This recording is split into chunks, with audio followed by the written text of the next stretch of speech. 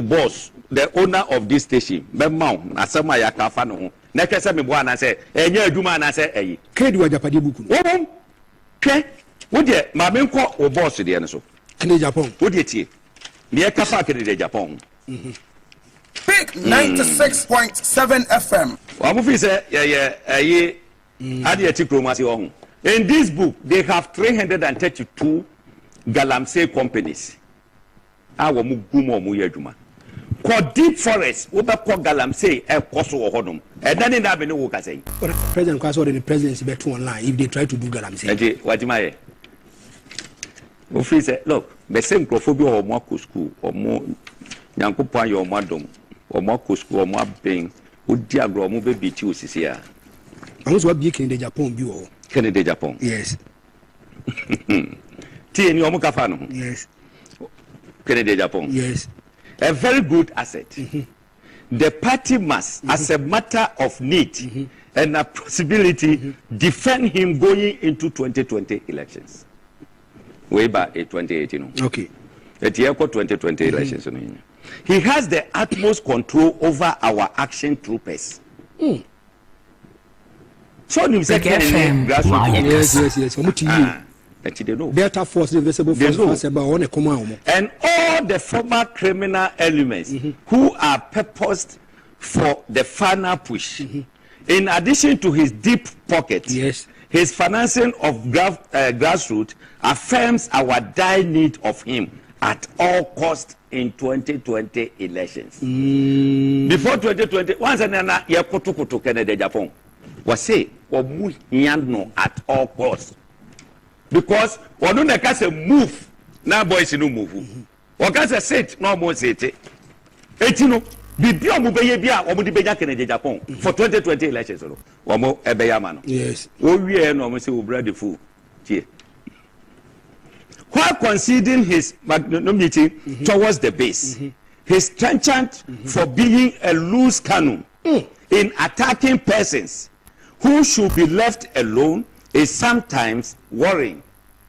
As a result, he must eventually be well off as our project reaps dividend. Hey, me say dividends. Me say Google. You big children magana for United States. Project no do dividend. So almost secure second term we are dividend number. It is that time no you pushing out. Then you become irrelevant in the party. To need less and less of his funding. Satem no afi kan disikabo wan fesika mo yen fa ho. Irrelevant. His self-confessed unbreaking quest for personal wealth is a potential threat to causing us to suffer needless exposure. It is important for a dossier. It is important for a dossier to be prepared on him. Big 96.7 FM. Look through our friends in opposition, who will call for his prosecution. Kene Opoku is to revise the 2016 plan and progress to his dossier for this purpose, but should be filed under any of official seal. What's the fight for Chechemni fancy? So after all the sacrifice, this one has sacrificed for the party. Yeah, well, from her party for me to make contractive to secretary the Japan kum ameswali. Won't you? It's a Mati. Won't you? Mati. And you what you want them there say book where you fake. Now what you want them say we jedi. Was he unprepared those here? Yenliki informal opposition for. It should not come under any seal. This book is under a seal. A family be seal and a dasono. But no more prepared opposition for no more call for Canada Japan in prosecution should not be under any seal. 96.7 FM. The commitment. Dedication. Some for Coco and Trapo MPP for Comuco and Trapo president in Yadi Kennedy China ho a fighting no. That what you want them say a fiction. Ace. Because it's rubbish. Mami Mao. And I fancy me.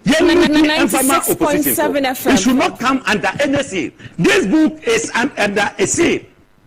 A family be seal and a dasono. But no more prepare the opposition for no more call for Kennedy Japan in prosecution should not be under any seal. After all the commitment and everything. After all the commitment. Dedication. Some for and trapo MPP for Komuko and trapo president in Yadi Kennedy China ho a fighting no. That what they want them say a fishing. Ace. Because it's rubbish. Mami Mao. And let me say banks, this. Anybody that will take money, receive money to manipulate the outcome of the election, anybody that will do anything to cause the blood of anybody to be shed, to kidnap anybody, to cause any kind of what I call Big 96.7 FM, robbery, to create violence, to cause anybody's blood to be shed. A curse will come upon you and all your descendants. Madu kawasan kelei tu kawahan delumba la hasalaya awandu kasalavita. Let their projections backfire. Let their imagination backfire. Let their expectation backfire. Let their devices backfire. Let their divination come to a halt. And yea, we intercept their enchantments and their incantations. Let it come to a halt. Bunaya kusan kelu tawahan ikafan kawan isundu kalihamazan. It's been a good life.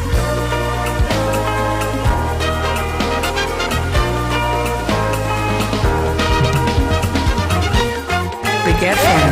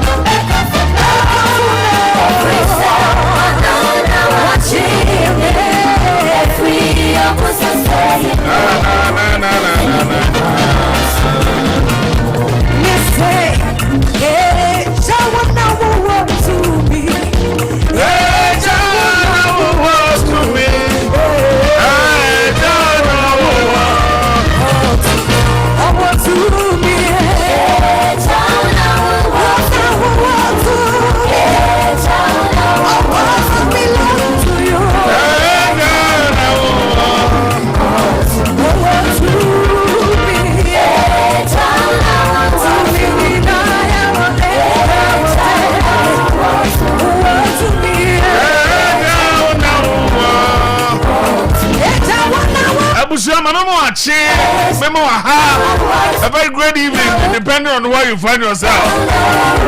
Yes, sure, say what don't take, who you pa.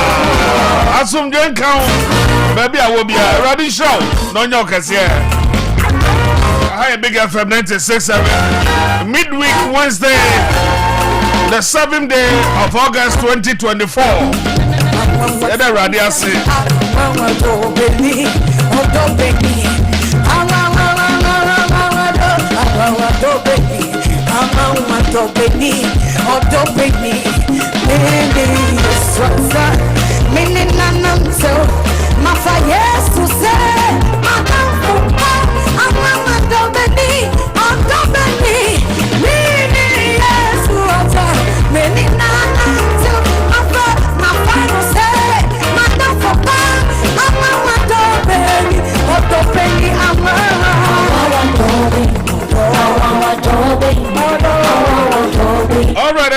That's say at the radio say papa say that's what I said dear for Sunday I'm happy and I'm glad to also hear and see you as well.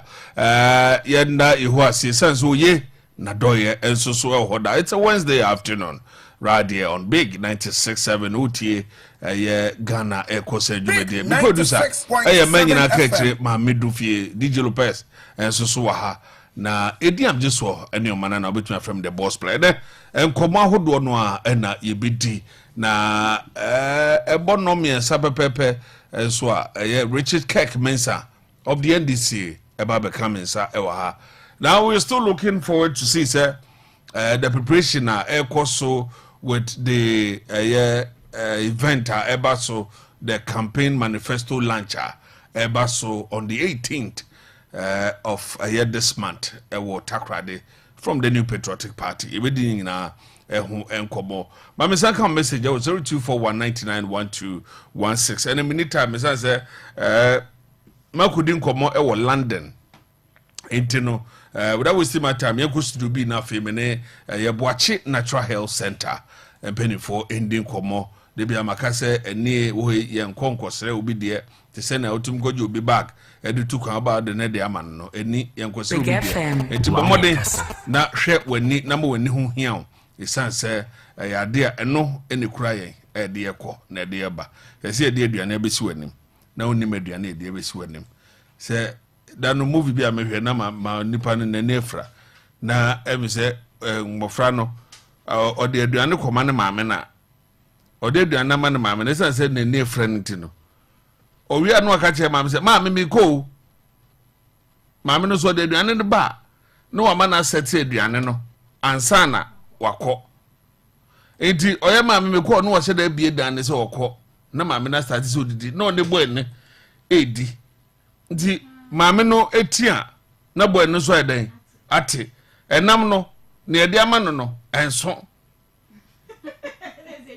na se bi enti ne mame ne ba no eno se ne ba na che into obehese ebia mame na soma na se ade no waba to no so ba no so no so nim so bi into oba not to no se 96.7 kwaku de okoda dado o se ne ba me ote ha otunte o se he enti na aduane mu de ba enam no kra ne ma ma jo se meka jo se enam mu de ba ne sua se kwaku di bo susu mu ma se mame no enso no.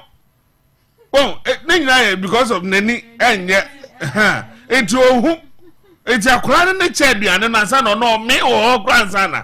While Kofia could in the diano. To my men crossing go back, I say, and now no this time, none is for now market no, and I yes, I've got no number on the bed. So no, it's near them, so watch you already about more when you enjoy ya. I be Nicobo. You are my what's your for na aha na senior my can enwa na wakan enifrade ya pa yankasa enti Boachi Natural Health Center ewo ho yidie se niade nko dia odie fa bedanye esan se matena se yidie na se ye wani hu enkomo ene ba bedie enti wodie fa waso FM sima ketu ebi na yensua bibi kakra emfamfa yenin hu se de be ya sa wote honom na se wo hu se ebia wani no adehwe na akofom a na watutu mirika de aba boache natural health center na entimi yi sa how na epese eba wani no so e de afiri honom emfa emma ye number no mindi kan emfa ye number no entudwa answer ye number no eye 0500 990 702 0500 990 702 na operation check your eye no so mamindi kan enka eno no ho asem ansa me pamacho obi wo ho no ma oba me si operation check your eye eno ye Fridays and Saturdays eno ye yasi honom se ye de hwe eniwa no enti se oba me si oba eno die enye free o but ade no se ebe ye free amawa ebe ye free amawa bia o mpese obeji treatment bia ewo boache natural health center na se wa ye be hwe wani na ama wa wie nu na ye hu se bia cataract ewo wani nu so glaucoma ewo wani nu so pterygium keratitis anase eniyade bi pese eba wani nu so na ya ka kire wa wie na se wa ankasa nso pese ye ma treatment a eno de mesremu enye free na ebe ye free ama obi a oba ya ye check ma wa na e ka cho se bia eniyade bi se ena wo wani so na so oh me de me kwa aba ena ebe ma wakọ ena ye free ama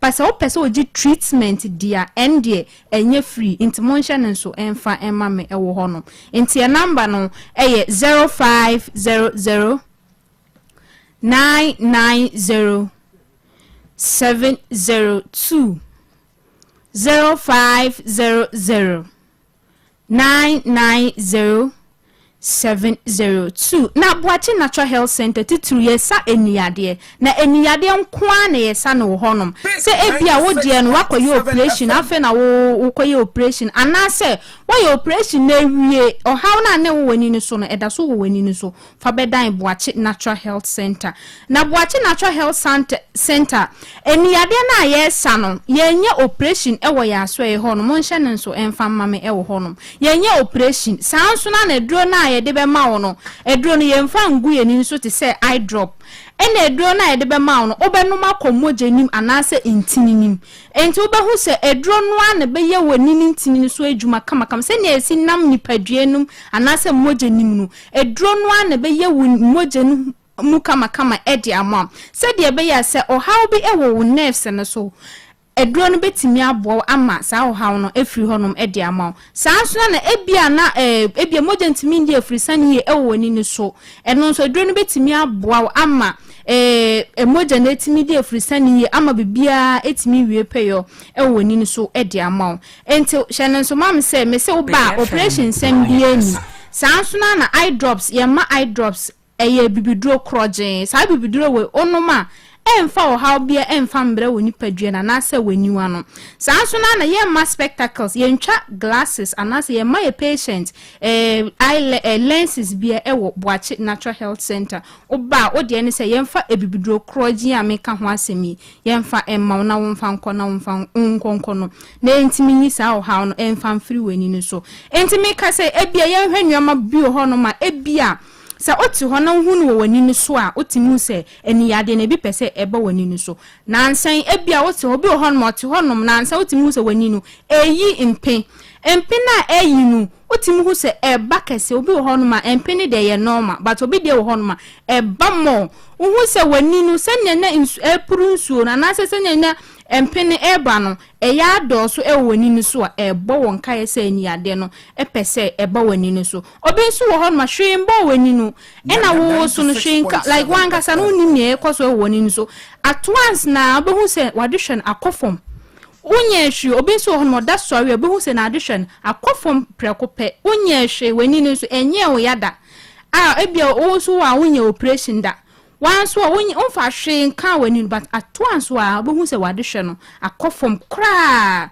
uya hu hwe enye yi obi wo akira hu oben wa hu chese nchoye nkete kra no hu abra wonye wani no hwe when so ebo won kai se o how epese eniyade na bi pese ebo wani no so anansempo ebia wani no obi o hon ma se light anase enframato na ni no so na ope baby edi na ni na afa on pese obehu light okra isa ne se light to na ni no so na emu no wo no anase so na mewie ma se wie bo pa no na mu a otimi hu se nanini na ewo ne yie ni na ebo won kai se eni ade no ebi pese ebo wani no so obi so de wo nanini timi ye no ko aye kokko sa no otimi hu se na ase moje bi abedida wani na ase ni na so ebo won kai se ni ade na bi pese eba wani no so me ka se obi so wo hono se ohwa ade ohun se bibi ni nanam nani no so ase dot nkete bi anase flashes otimi oto hono ma ohun bohu se light bi abe flash wo nani no so at once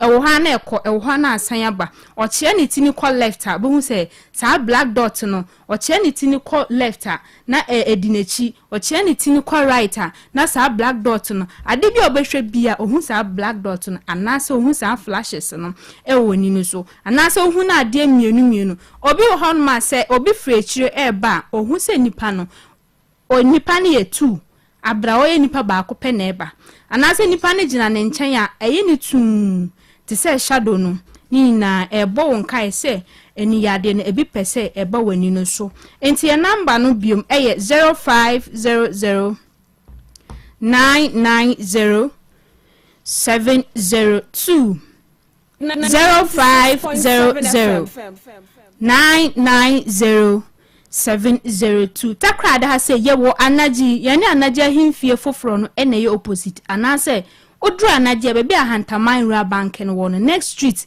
anase next lane obehu buache natural health center e wo hono ene ye wonyoma bebre bi wo hono ma otimi ya ebetimi ade sa anyoma ma abobosu ene de ekeka ho etimi de ba wani no so ebia na wo de no eye hypertensive retinopathy ebia o pressure no ewo soro hypertension ti watimi anya bibia e frɛ no hypertensive retinopathy eno nso betimi ama sa anyoma ya ma abobosu ebi aba wani no so anase ebia enam esiche yaye bi nti onye diabetes a wobenye bibia e frɛ no diabetic retinopathy ewo wani no so ebetimi ama nyoma ama abobosu nyinara beba wani no so sanso na ebia wo so na anase wanyi wanya accident ama woti abofo anase bibia abo wani no so anase mpo ebia wo ye aduane nchanse kwantre anase bibi abo wani no so a eno nso betimi ama sa nyoma ya ama medical abobosu aba wani no so ena bi nso wo hon ma yanka say daily lifestyle obi wo hon mo sebisebio o hyepa enwusie no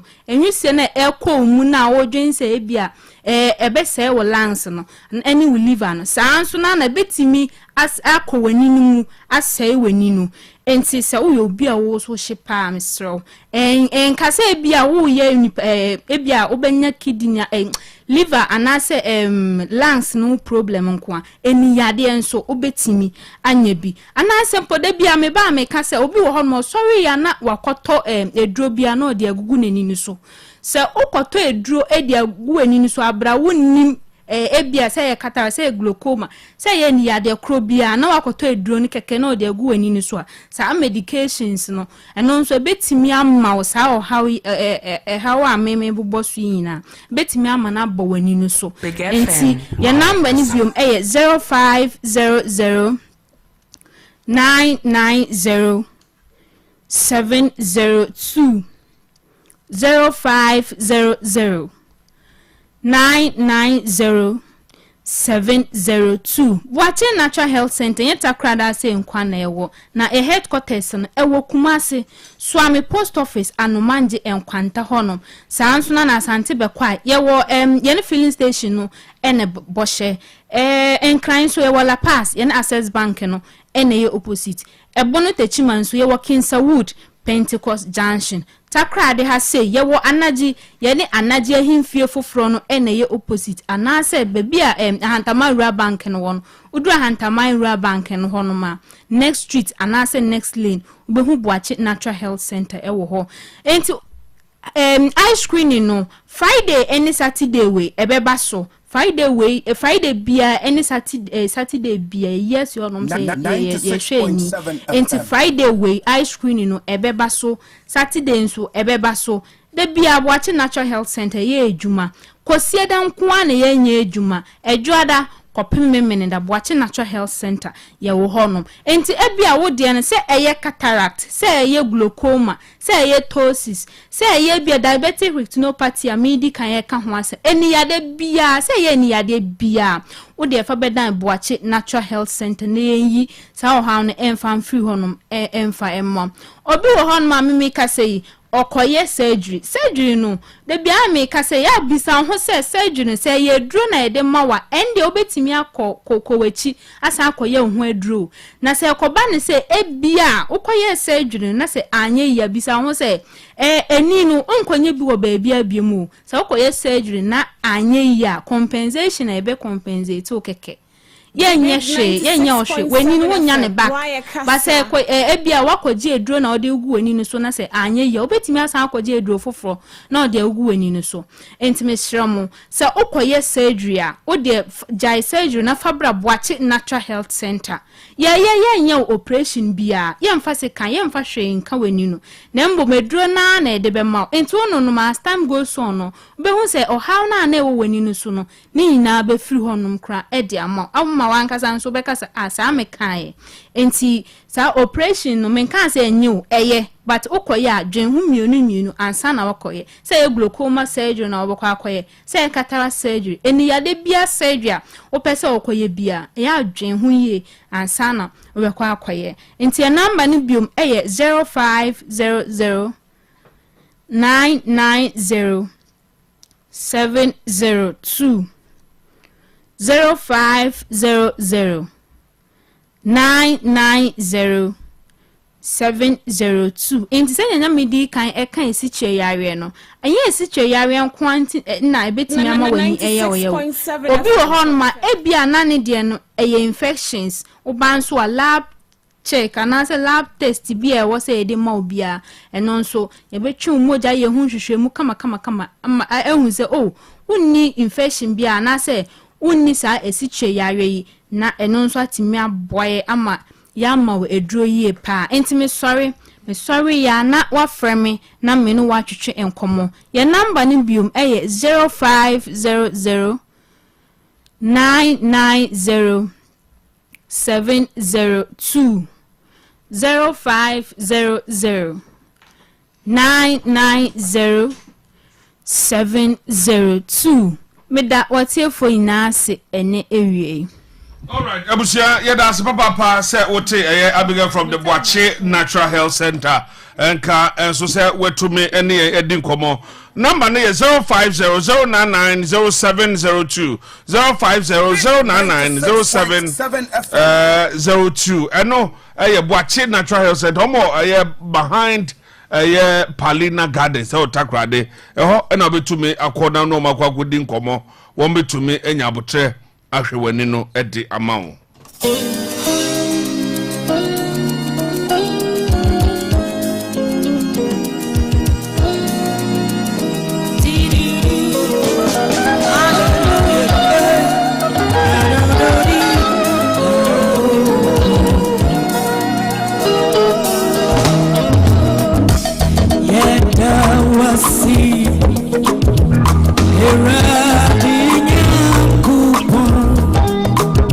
Yeah,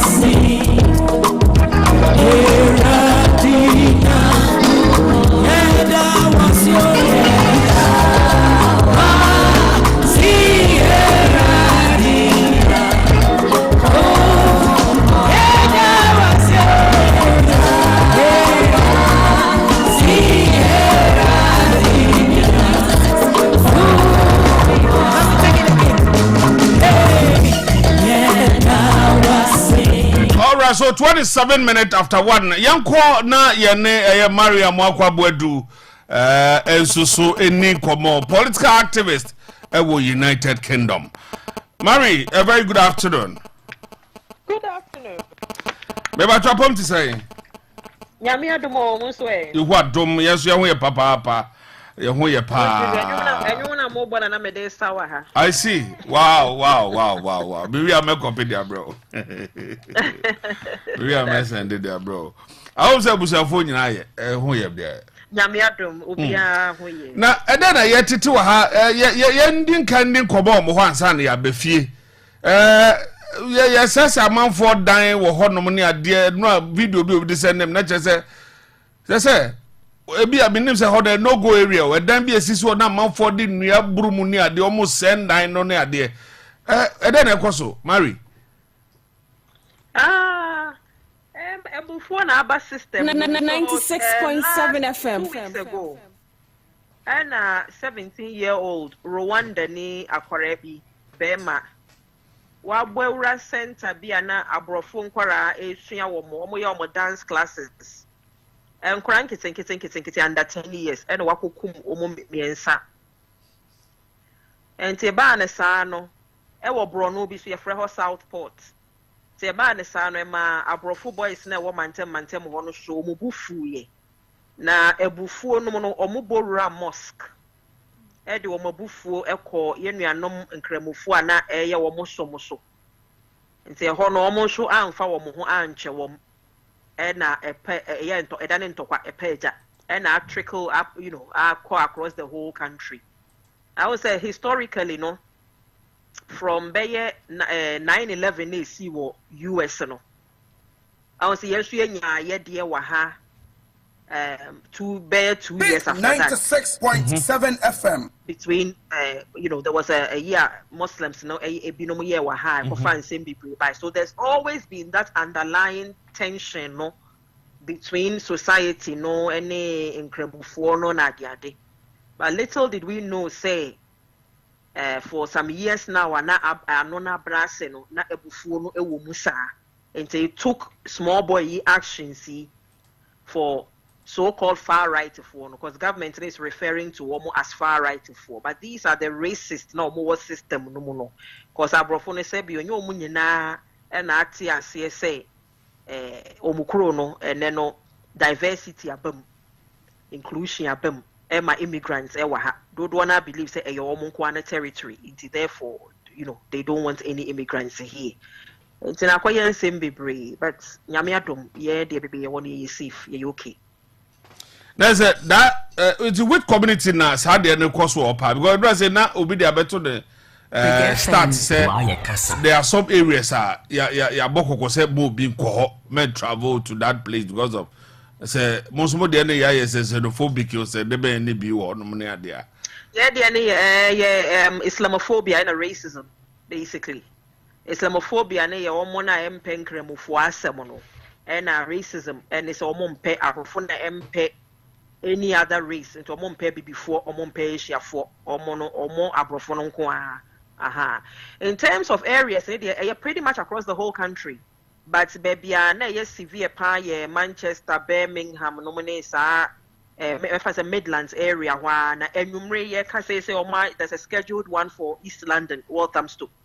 I was say Ghana for ho pa nti ne bompa say obi abehwe no ho suye na Yankopon so ebebo ye nyina ye ho ban, but it's almost across the whole country.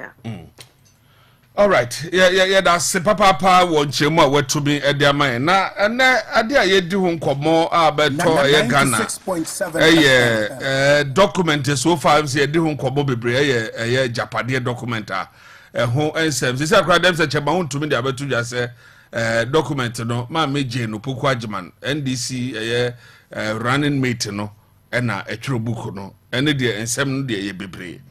Now the city also keeps falling and no minim how edema so esi ko metumi sustain no, but as you speak ade abetodwa ye kedede Japan asem ode abetodwa say Ghanaians should accept the mistakes say they've really messed up big time. Now woman who said the beya or say let apologize to Ghanaians with humility and year one, and admit that we've also messed up the economy, and year two, and then before we can also ask for their vote. Now, my name said no nama the finance minister era Amin 96.7 FM. Amin Adam, and so they are to just say with that domestic desk exchange program no we no those kind of thing no. Ama ahochire bi na de to omo pachaw. Ensem we to say. Yes, starting free Japadi document also chairman want to miss Professor Nana Jane. Or say Professor Jina no Pukwadman across Abuku. And they are now even Kolusu be Pakrase IGP Jenfimu na omo for mom this Abuku mom try no emetuja. They still don't admit utie nano semwa be giving Gabi Krade beto yene pager and also attempt the say wa beji sa de wa to mo adwen adwuma. Na menu abema wa hu kronfo a ya che na waji atum preko pese e yo no pen eza na no me kan ye no so stebio sebi obi kum nipa abofra ya me se wakokum abrofo nkwara am yense ya ama ntokwa aba UK ha bebre ono kura October ya ebe ye ne kojina court na ye bisa ne se ojitum se ono na ye ana onyintum so ono na ye even though evidence no wo ho video ni bia wo 96.7 FM. Yeah, command opportunity to plead guilty or not guilty. The point I'm trying to make and say, oftentimes, Kromfo Ochina onion to muda say a yonwa. I just work pushy. I thought that evidence near the other. Now, in this Japadia document, say the Ekojina court say and the Casa Ghana for more than some to MPP for some more than some to Akufuado ne Bawomia Baisho. Munina so a way Munina so one saying. Say omo natural Japadia document na menua emu ne ma nyina o maye eno ne ye nyina so eno ne ye evidence no enti se empo Professor Nana Jane opokwa agema ena draw Japadia document na na say ma me na try na MPP fo ba o maye mu no ma nyina dia ene ma me no ni nyansa pa se ma me ni tumi bowura MPP fo adwene mu etro ne ma we nyina gu krata mu ena akufo adobaye Big 96.7 FM. Asombo ama akufo ado ne ba wo mea. E no ma ye emu no ma nyina dia. E ne ma me na nti de wo se ye vice president no. Enti ma me na twero wo se omo ba omo nyi jombo adu frɛ kwan omo fa jombo adu mfa hwunie. Ma me na twero wo se Kennedy Japan osombo ma MPP. Waboa MPP pa na emom e kwan ye de ne be fa so da achi nie. Ma me na twero wo book no se alantrematen nana wia Alan mere na eba asantefo ebe take over enti asantefo na kwan ya bi ombefa shuni ma me ne twero wom se nana president Akufo-Addo kwa sansa Alan beba enti no yemfa north na emara mehye ho ni nyina na ma me ne twero ye osafo ma afo ba no na wo makukuru na kwatena senate ho na nsentem na ewo bukuru from dadaada ni nyina Professor Nana je opukwa agema on twero ye.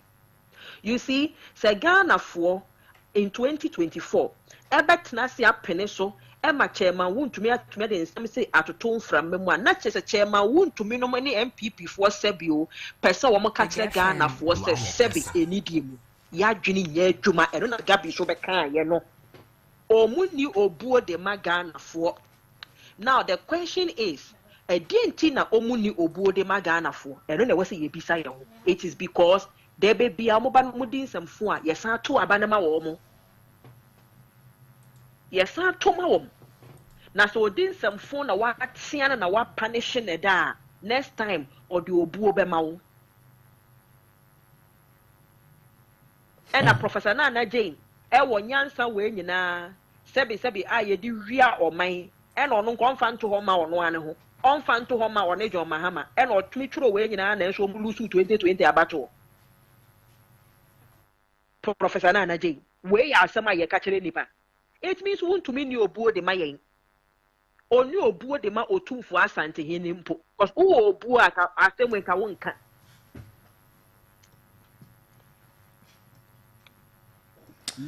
Sansam we no kwaya na wotia na ubisa chese ndema ni bi onoma wodwene wabisa se enti nipa we oka asɛm we is it because of say to be a omode amane enti na no omode kasa saada na because ndema ni bi onoma wodwene wonti ase.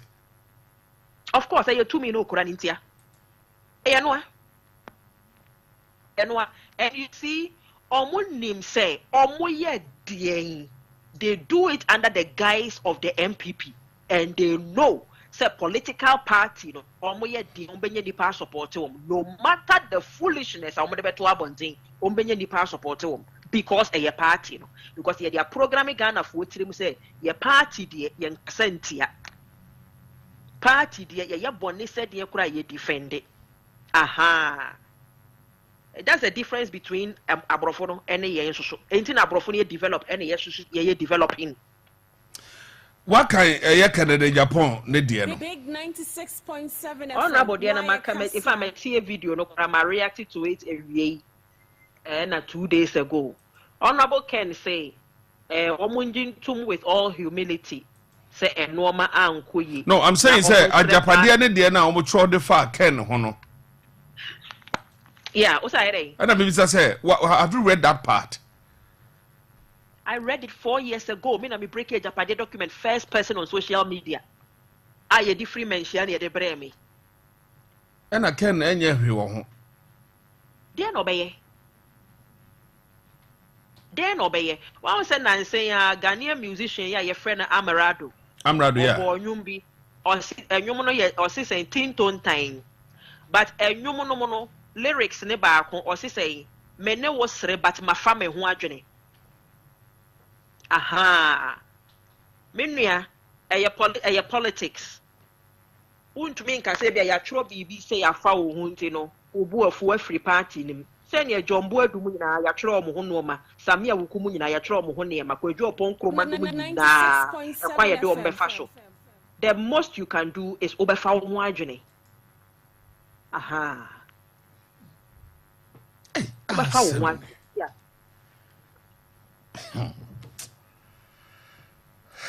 Na some no dey abetu dwa no. I think say oko Ablikuma South. Time omo yo campaign lunch no mo invite no this asem we. Edukotu dwa. Enra Mohammed Amin Adam the finance minister dey abetu dwa say yesika sema akoye bisi basa ne neme koye omo pagana for chow. But me a chopper the way I know mo pano no. I mean nim the way I know mo buyen edifa.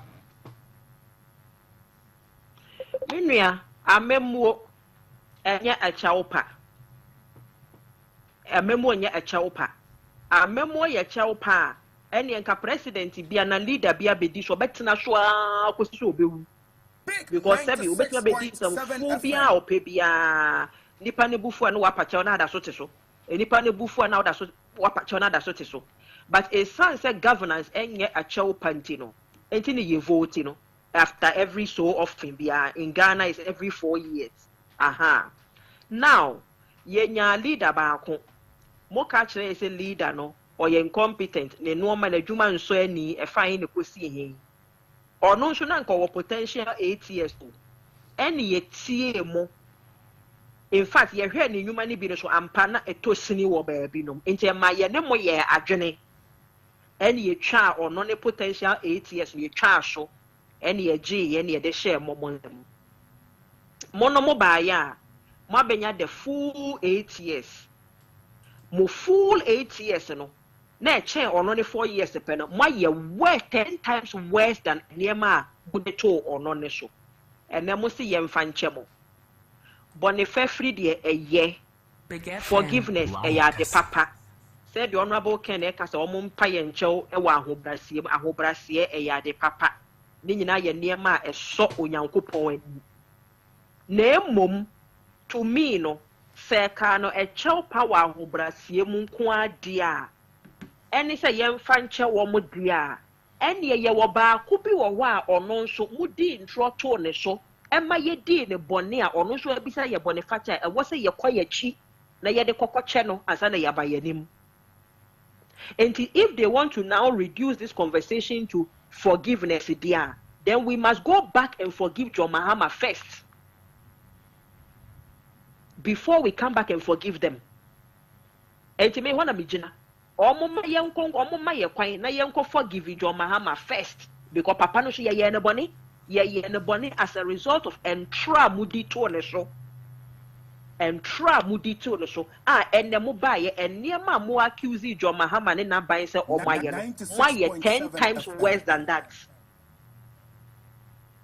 10 times worse. Enti me sebe ya onyankopon ne bu mfu me no because John Mahama so onyankopon akoma da ne ho pa se de onyankopon na akoma da ba wo me ya ho no saa na akoma da Mahama so ho enti onyankopon ebe so nani se ye be the right thing na ye de John Mahama so mfom so ache ne first memo ye tumi ye pay ye na abebisa forgiveness dia anyway we will forgive John Mahama first ye na abe forgive him so. But with what he's saying, no, let me be say, Bawumia also be pacho. The outgoing president also not be pacho. And also say, omonya press conference, nebi anana ni Bawumia ni no maka say even Nyao Tabaklu has also come out to say the president himself should come out to apologize to Ghanaians before and no more assembly on person mukache Ghana for ometuma. But Adam says ometu be a baba es adieno. And how do you want them to do it? You see, I do not see any of them coming out to apologize. Morally, so much me apologize here and ye. UK ha. Mimi when they say the day they will apologize, ada omo bebabeji omo concession speech na tum. Ya to abanetia wo mo awie na omo ji atum no. Normally me sana leaders na ya omo taye. And it's a we for no UK elections in your tone and say ya. Obe say Rishi Sunak ada obema ni speech. Say ojitum say ya to abanetia no or da ya say or survey ye man or kwan man survey no. Or Saka say he takes full responsibility for near cause to nyina and he apologizes. Yeah. Especially what disappointing. He also says he has disappointed some people who had hopes in him and all of that. Yes. But to say I have messed up, I am apologizing, but give me the opportunity again. Because the unya some opportunity now, he will mess up again because he knows. So all he needs to do is to mess up and come and say sorry to you, and you will forgive. And they will mess up again, and to become a cycle. Yeah. So what do you think? There, said the other. Who said anything? I can because this is not the first time. Time more door a year Bawumiane a year Napo Kumasi. So he also made that same statement. And now we so what could them even Wasanka the same thing? Say they should go down there and apologize to Ghanaians. Yes, the reason why Honorable Ken will say that is because that is the right thing to do. The right thing to do is that when people put their hope and their trust in you and you disappoint them and you come and steal from them, you come and loot from them, the manner in which these people have done, even if you are exiting, the best thing to do is to say, I am sorry. And nuntina se obidi bone na normally on the day of sentencing, even though you're the to prison and sometimes you hear the reporters say, courtroom or say after court, and they say, oh, he was very remorseful. It means, ojitu musa wayabone onya enuhu. Etodampo enuhu no kura ma judge no utumi to sentence ne so. Se na nkodo ko 7 years a enuhu na onya ye no o se okay bia ma yi 1 year free so. Aha. Enti bone se omum pa ye chewo no. Na Honorable Ken no mo Canada. No de ne kwan so ano no. But that does not equate to say, no. That would be a very big mistake on the part of Ghanaians. Hey, what best sense you? What best sense I say? Galam say a motu, sika matching, Bonnie amudi do my real moria and near mamma yenina near the ache, not massa to us or the chance because at the end of the 4 years they know say Uncle ya all they have to do is to say Monsan Vanchain. And then I made my example a real one video will say Sebio, it is being in a bad relationship. Oh, you're bad now, bad relationship. Beamano or Bokakra. No, wasre now their channel. Next time, no, a chill kakra. No, wasre now their channel. Sa one day, Ufuni, a baby free fee. Mary, but your voice with na in Kokakra. Your voice with. I urge the Ashanti Regional Minister to provide the necessary assistance to ensure the efficiency and safety of this very important power station. And I charge the heads of our public utilities, of our power utilities, to work to improve their efficiency and reliability so as to drive down costs. And they said, mpanyinfoɔ na wɔ ɔman mu a wɔne hu deɛ papa bi a ɛkɔ so wɔ Ghana sɛ twɛdi ampɔ Nyankopɔn bɛbie wɔn ani wɔne ahu deɛ ɛkɔ so wɔ Ghana. Mari bajote ye. Abete ya. Na enema no wahu bia na. Oh, senior. Ebi ni na no tractor yo mo kɔkyekyɛ no Independence Square region bi anya ba akua na. Me da me sheda unia mehu na maka kyerɛ wi. Because this is from the president say wo mo a adwuma bi a meye bia no wo mo hu ye no. Me mpa ne say Awurade be bia omani na wo mo hu adwuma no mako ne edu be because say just say but where are the jobs? Enyuma ben na menua se wo so wo ba wa ye adwuma mpo wa ye adwuma na ye na ye hu na wo sere Onyankopɔn se ommuye ye ni na ye hu a Big 96.7 asama ye ka kyerɛ wo se adwuma ne de wo so ba ye wa ye o but krono a wo de abɔ ye wa adwuma no mu no ɛkyɛn adwuma na wo ba ye ma ye no menua ɛte sɛ de wakɔfa worker bi aba wo fie se da o meye ebi a plumber o kitchen sink bi nsuo bi asɛ wɔ bɛ ɛyɛ yi wɔ baabi o me fix ma wo na wo de wo safo agya no sɛ ɔnyɛ adwuma ne nyinaa wɔ fie ho nwie owie a wo de ne sika na ne bibia ato hɔ wo kɔ owie a wɔn tupu no mfa wo safo anto hɔ wo kɔ baayɛ a adwuma no ɔyɛ no kora no wayɛ na half and half but wɔwie wo dem no wɔn nyinaa wo bɛbɔ na ba so for adwuma half and half no ana wo dem no mana we wi no kura na be ye wo concern. That's how they have to more much concern than anything. That is it. Until wo ba ye ma wa adwuma 8 years ago ye de to me share won sem ye ma wa adwuma se bra na be ye ma ye. Wo ba ye adwuma wa ya ma ye ne ye be sesen ye be ka kire so wa bo wo mo de na wo mo wo mo ne ye ka se adwuma na wo ye ye asini half and half. 96.7 FM. But yes, I too ye ni so na what say ria ye aka ho. Ria na wa ria ye no kra ene nka. Me nua be ma om form asem nko ba bi aka 3 months 4 months ye nkoto aba ne ye nko ye nim. What about me with the phone? Say Ghana ni ba kwaji phone need those kind of thing. Now we try and kakra. And then time business question we video bi so security say John Domani Mahama kokas obema ebuo any akokon ketenkete bi na wo dia and you hear them saying those things we ka we there na we aka we there say ba mama so obema ba akokon ketenkete any ba omia so obema phone na watua no 1 cedi every man na wakotua 2 cedi na watumi atua wie na phone na ba ye odia. What do you have to say on some of this thing? Because it seems say obi akasa even ba omia seems say is going to train you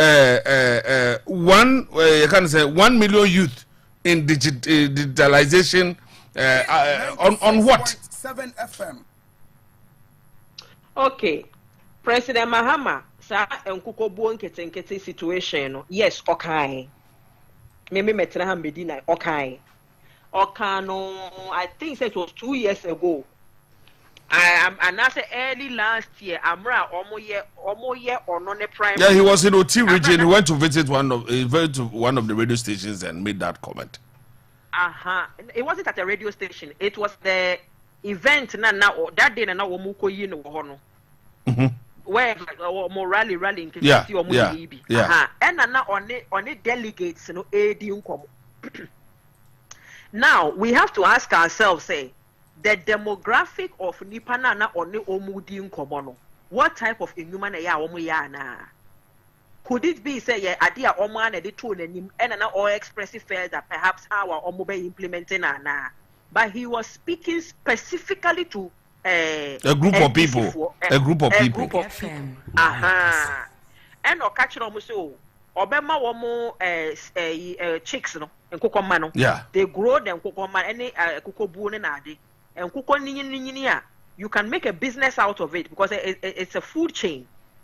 That's a value chain whereby you have akokono or tunko suyana you can sell the eggs. That's business in itself. As enkukone ewu more, no, you can sell some of the enkukone, etc., etc. And there are poultry farmers in Ghana. Daku Farms, then your poultry. Daku Farms was known for poultry for the most part.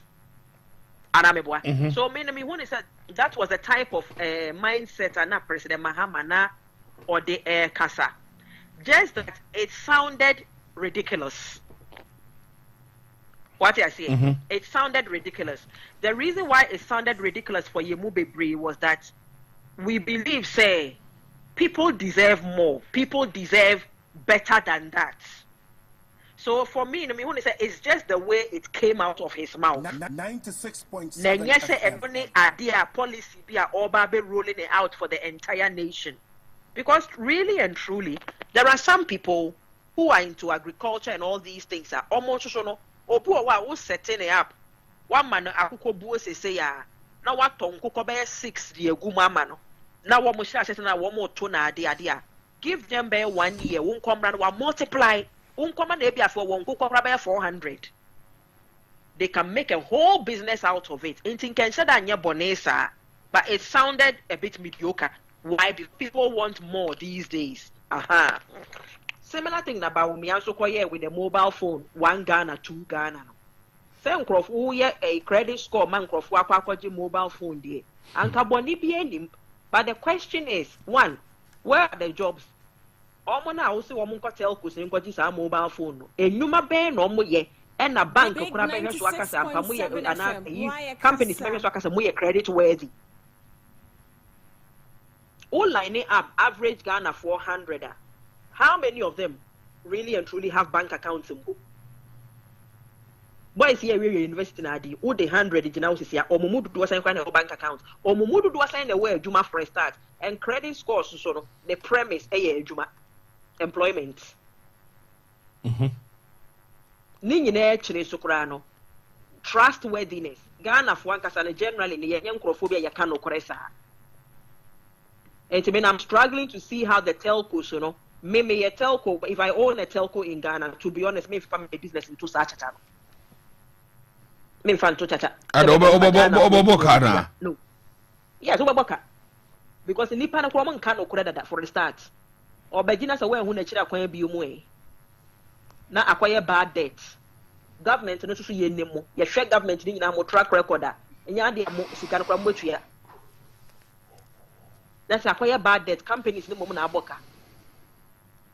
For me, whether President Mahama said in Kitty some time ago, or Bawumia is also saying 1 Ghana, 2 Ghana mobile phones, at the end of the day, what it means is that is how Ghana, for us as a society, we are viewed. Say we do not really deserve the Papa Piazza, and we have presented ourselves like that to them. And mediocrity obi we are not the project kakraba we are not the kakraba we was my epia mameko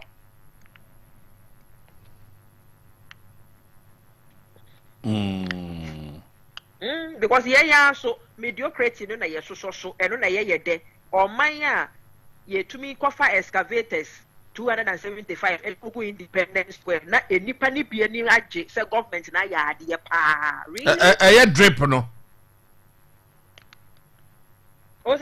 drip nana. That's the district road improvement program. Drip. Drip program. I said Ghana for be no any aso pa o. You from MPP for. Be aso. Ayo almost fair. Na na do aya de. Na say I was 9320 ama police for yeah. Na bisa o say the whole country Ghana police service omo ye do say. And the Ghana police service here do was saying that's the West. And we no so attack we no so a greater the crime say police training no more no benya sa dan no. Na other police service no so but obi ntiase obi ntiase. And and that has always been the status quo. Oh, and to omo ba omo ye bibi kakra bi wo fa city ba ko region ba ko no ba ho city no be ye bibi kitwa bi wo wa say my the whole country. Aye dey ama police adwuma no. Na we see West police for 9320 Accra. Western region for so anya West 3, the whole and you see, hey, wow, where the president why you now West Street Accra also where we why you became a Ghana police for you now.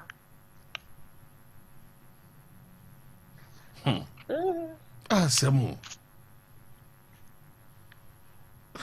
Eti ana mi say Mary I do with reference IMF here call ye sika no de dey he mo be election ba o mi election na me nua why are we at IMF in the first place? You compare there why IMF in the first place. Say okay the final answer na COVID Russia and Ukraine war. Other countries enter to American call. Ghana the MP before the omum said the omum we see kasem su ya. Anka Russia Ukraine yibaye. 96.7 you wouldn't have to go to IMF because wow backup who reserves. Who reserves into ka ko near IMF. Oh, na there ya wo ye situation no mo say IMF na ye kono so enye sika tie bia o 3 billion 2 billion 1 enkete sa for Oman there for Oman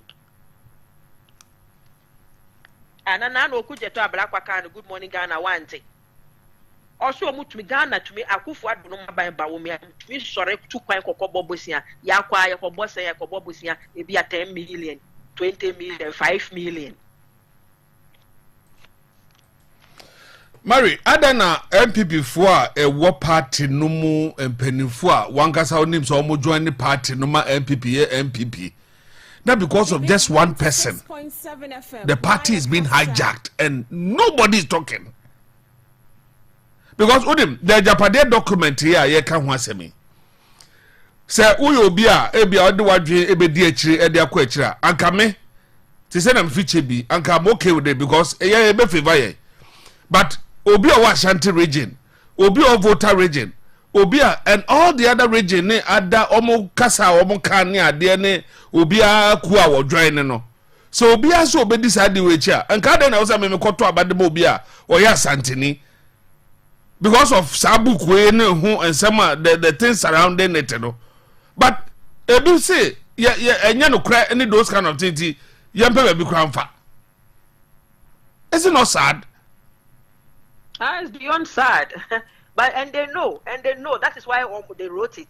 That is why one person that at Kennedy KASA and the man was even crying at the rate where the party has gotten to and nobody is talking in the party, just one person. Yes, nobody is talking. Nobody is talking because the moment you go and open your mouth, they have programmed the people in the people after you. And when you ask the people, why are you going after such and such, they will tell you because all say party, you know. Because Ghana for have been programmed, say, you're ye my home, you're doing your party, you be America. You're my home. Ghana and you will defend the party, they will never defend Oman Ghana. And the leaders know that, so they play that game. They play on the intelligence of the people. Edu abi ana yawo nani trace na beto na medwen ye kwan a yese John Kuma efa so free. And before ansa na omo besie no informations ayenya ne ne tete ye no sema na manfo kan ade. Look at the way ya brushing ne man nyina off asiebo and just like that. Big 96.7 no investigation, FM. No police investigation. Bibia upon all what we heard say na confirm bi ne ade ben no obukoda ha say yanti every committee bi e beka say e bia yate committee bi a omunye nhwemu on saade we a onipa ne fi abusuamu considering and some ohene ba no etina wuntumi radio brug sugu ho no dabi nothing yakata so ne ko memeni yakata so akataso. And we are still moving on. You see, anyway, election continues. We are breaking the 8. Asa. And everybody O tracy nkomoya yebuya. It goes back to slave trade. Slave and kwasumuna yena na no mko ye no. Sa suban we nyina firi nkwasumu. Whereby ahwe ni adebi dan kwamode ye Dr. Kwame Nkrumah na adi nyina sa na yena na no kan history. This part of the world, okay, America civil rights if one okay, sa na yena na no mo ye no plantation no so. Obekwa ko woni nua bibini hu sese ya na ya ka asem ahye na no so nko kan kire ebi mu se mo mu yini ni amani sika no amu mu bi no enti wo bi abeka bia na omo ase de bi nye no kore na ya set ye against ye ya ho aha eni ye this again generations de be pie ne eni ye de ewura politics mu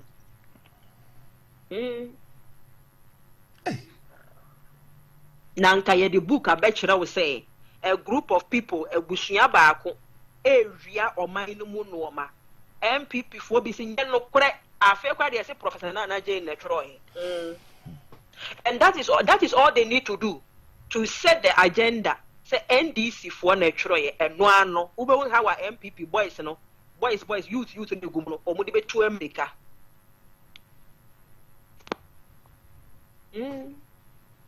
really. All right, Mary, Mami Fonsi, Adamenda was said, then we saw near Dinkomo. All right, there was a total seminary, Marie Amwakwa Buedu, so Ekudi and Komo. Let's listen to this one. Management team, it is quite clearly a fantastic team. Professor Jambafo, Dr. Akotose, Dr. Afriye Akoto, Honorable Alan Chiramanting, Boachi Ejaku, Ken Oforiata, Senior Minister Yao Osafo Mafu. What a solid team.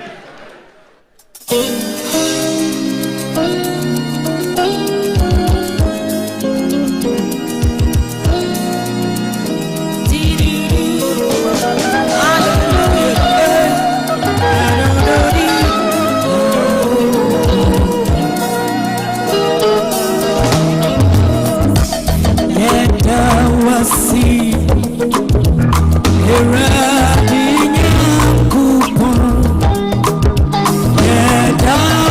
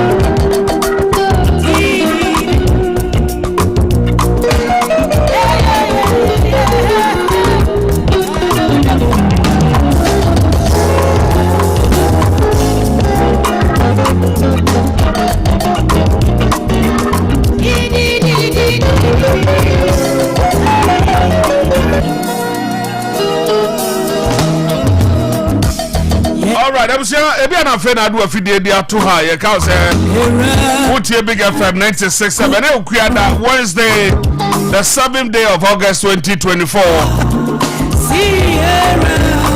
Yani yewra kusi buafo ebedi nkomo me say on the 18th do baba takrade say the team do baba oba so baba studio dey edi nkomo. Over, good afternoon. Good afternoon, India. Na abom to say over. Na me adumeye. Yeah, yes was a pa. We there. Yes, will be a befie on the 18th manifesto no. Kania na toye so Western region eba.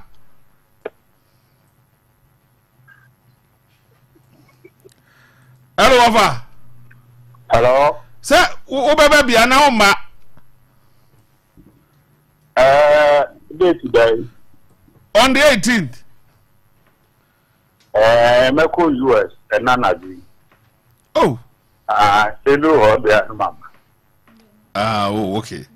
Meko France in US, Nanaji. Oh, okay. We did there a week or so. I could be man. Oh, okay. We do that. Well, if I measure him, pa. Masters. Masters. Look at my face, that's right. It's a change, man. About well, if I change it, oh my God, when I change it, oh my God, crab 2-3 years, right? Oh, I'm better as I now a crime where quite the almost yebi. A baby suit the almost to say contract and no crowd who knows so. And the hard dream pa and Tiama, more what they are with a contract and answer. Not this interview, no answer. Cause offer adia yepes is here say and come we anke beboa ye interchange no ka ban ni to me wie ye na wo sanso wie market no enso de man na ka ma me no manya ba bia wo beto ade afi wo badwo go ba bia wo sisi ano amafo wia wo na ewia hye wo na they are not safe intina ma complain ne doso and sa ne wo nyina omo ha no wo fa o ka che wo a obi a ye focus on the campaign tino o muntiu. Oh, I was almost in almost a contract. So, okay, what's a marketing? Oh, my giant. Oh, I did there. I can't because the PCT and interchange in market there. Menoka said for 2 years in Ubiansi home. Yo, I can't tell you, Matty. I can't tell you, Matty. No, Akwane dia baby wonum dia wo se wudo no ka se na no pemi base na contractor wo ebi so omo ye baby so de ene omo ja to okra che se na emfa obi ahokra oh on the bay be ti wa kai mati yo wafa ye ni komo na ye hwe na no dwumadi e course so Independence Square ye district road improvement program drip wo mo de machines di abai ana no mete se na Kennedy akompre kwa Japan na ne boafu yie pa no wo kasa de kire MMDC sa ye de ade we kwhom sa wo fa sa program ya be enchiremu no san obetum ne yede nkom e wo ho ye de date ya ye bisa sa asem yo me da se ban che wo ti fu nyina e wo ne se district road improvement project and our program and our policy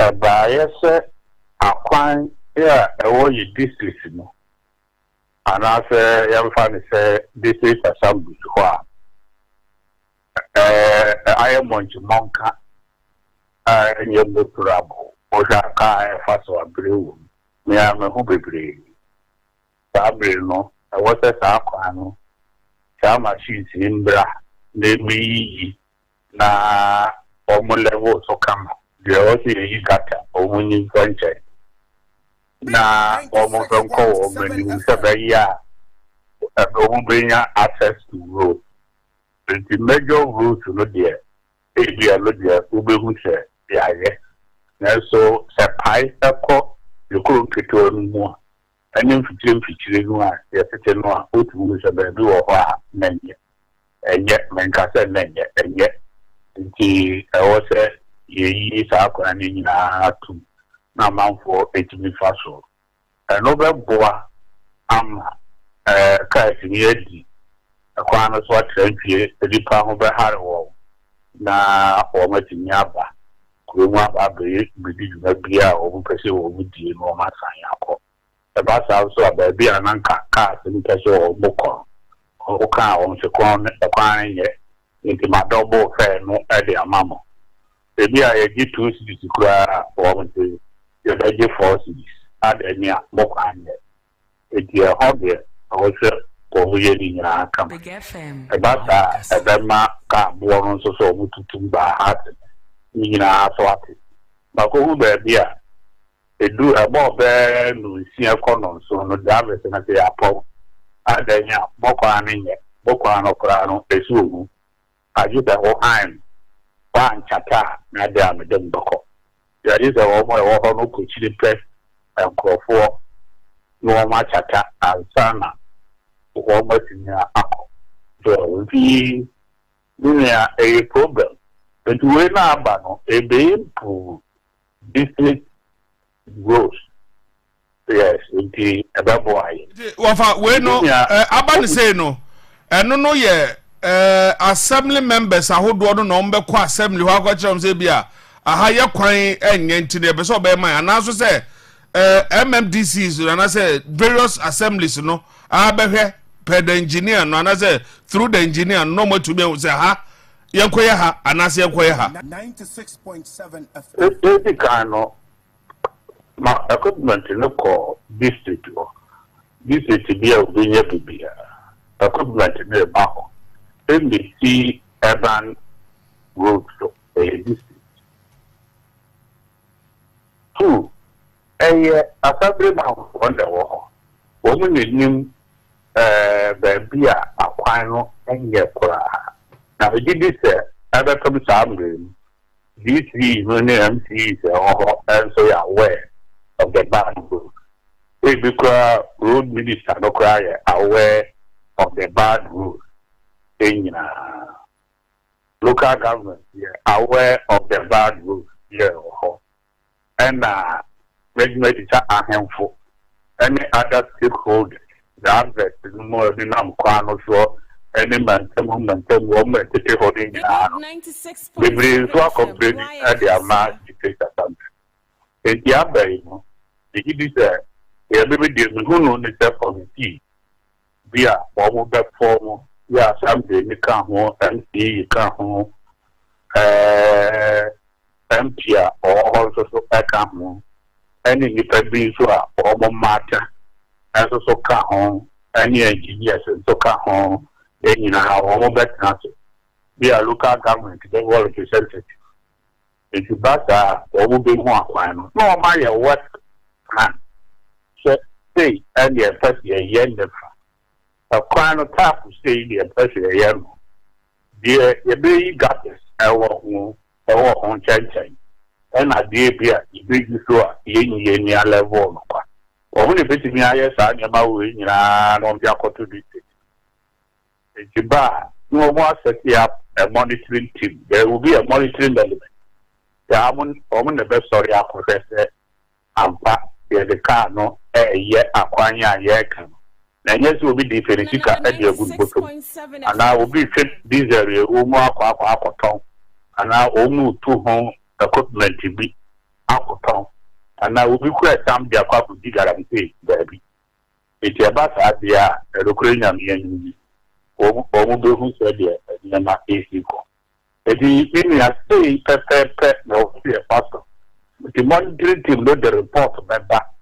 And they are the local government, road minister, and so and in the Bassa, a boy, and you could be never see some media houses, also about that. Nobody are putting out. I am passing a year to man, and yet I could not tell you the big offer. First room, and I did the new. Be after home. Now, maintenance, cost. About the idea could be a safe. Yeah, for need to be go to home near man. Then I quite young with the busa. Honorable, that besides our question is because of say information is how do I and say as we speak, NDC are buying for MPP are buying Basso for the past 7 years, 8 years in a 20 year.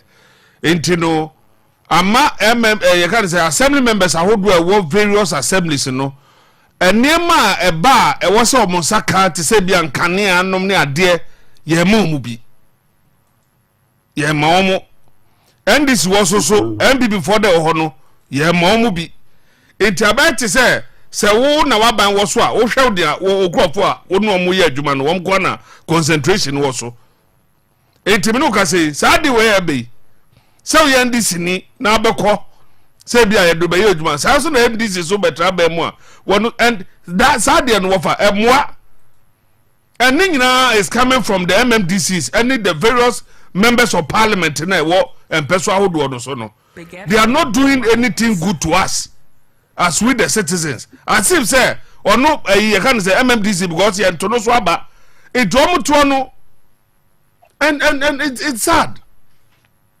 wafa Minya that they be were chilling with a confirm kakra mamia. What for dead ni hanebia had a silent pa. But you said yeah. Hello Wafa. Okay, if the woman is MC so any pieces. Machine no I the bread district no. Meaning any obo private property. It will be a mean fa and cafe the private property. And will be also to be any say I had the and to Obama to be flamenco. It is for Ghanaian government that they are 96.7 say NDCU, say MPP. For all, it is for Madagascar. A year DPT and a bank control machine. And then DCT. Na ban kokoto enti ni chemu the first batch and abem enti ni chemu no ye se empo ba bia aban enye di hono na wini aba enti departmentary or ye se ya ba ikura no ebi nko honyi ni mpenyi apai na no DC ya na MC ya obetra ho aka se oh meme de I am to Obama if you didn't say no what train not genuinely or very quiet there. Meaning a new concert or transit Emequano Daho, the Inipa, HD 96.7 MP before going to theater. Baby, and this is 40. Or about Maokra with theater. Sounds also, and now. So if you call the one boy or man of power, or yes, you my boy or man of power.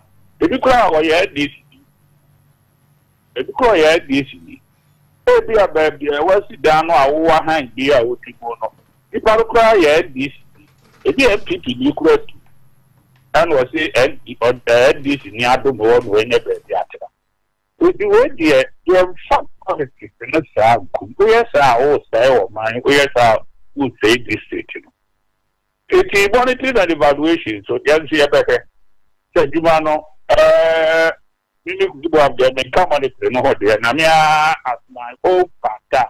Yeah, I'm about the text. Sepa, the Honda DC, and the Caterpillar, now the road constructed a government. Not the job of this was and then near a whole we had this in Pediatric. Where is our best free education by and yet people for one a foul, and this is what man should pay health insurance, and yet this is for one and our MP for Manqua. That yet this is buy, and yet people for one and this is also to club. Meaning I call get fund to be a DCC squad die. And when talk now, me give it this assembly common fund or get fund.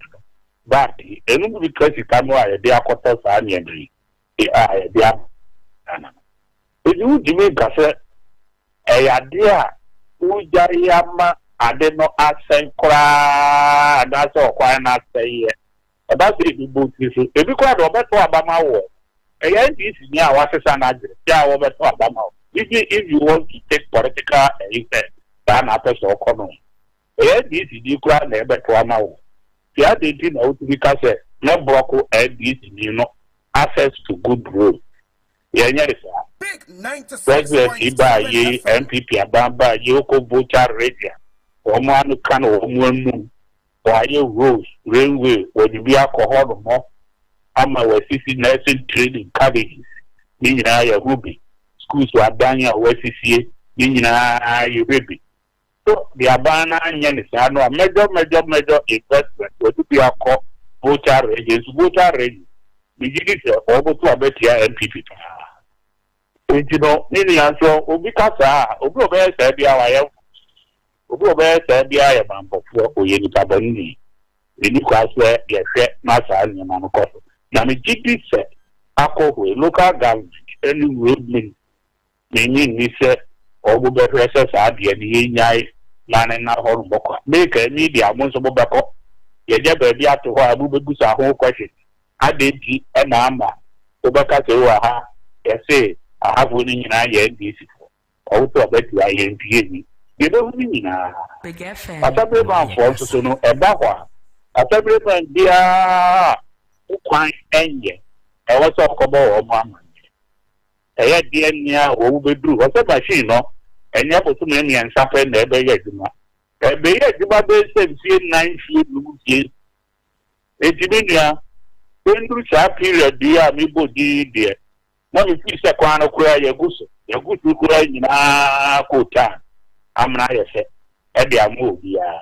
The meaning of silent here, who will really say, money beyond this hard greenway, if we should be a papa. Come, wow, my God. What family was I do? Who names us on the tail or Memo? I was born near my business, so we names us on the tail, but maybe dear, Sergeant remains Sergeant in the meeting movie. Then the Sergeant will be limited. And we said, Yamochan Kania said you would decline, yea. Now we are caught. I am not be. Yes, we are. That people also have it before at assembly and assembly woman. If you are canny video, we are meeting building power. The baby will hold no more. Yeah, this before as assembly man for no. And as a parliamentary candidate, and a parliamentarian, I say, dear, I have this stronghold pass which is a Canadian people. They will yatch. It's in India, Sana, the other, or today be a mention down train ye, or pan, and this hope and people from behind, and did I mention that ring. All right. Canada compare kwa Japan the ade bia betu dwa se na no campaign no mo launch wa Blekuma South ena wodi tu dwa se the NPP has to apologize to Ghanaians, admit that they've really messed the economy up before they can ask for their vote. Ona ba se mi ne papa mu a Media meaning na Kennedy if you no ekusi. So one na kwanya nchese media.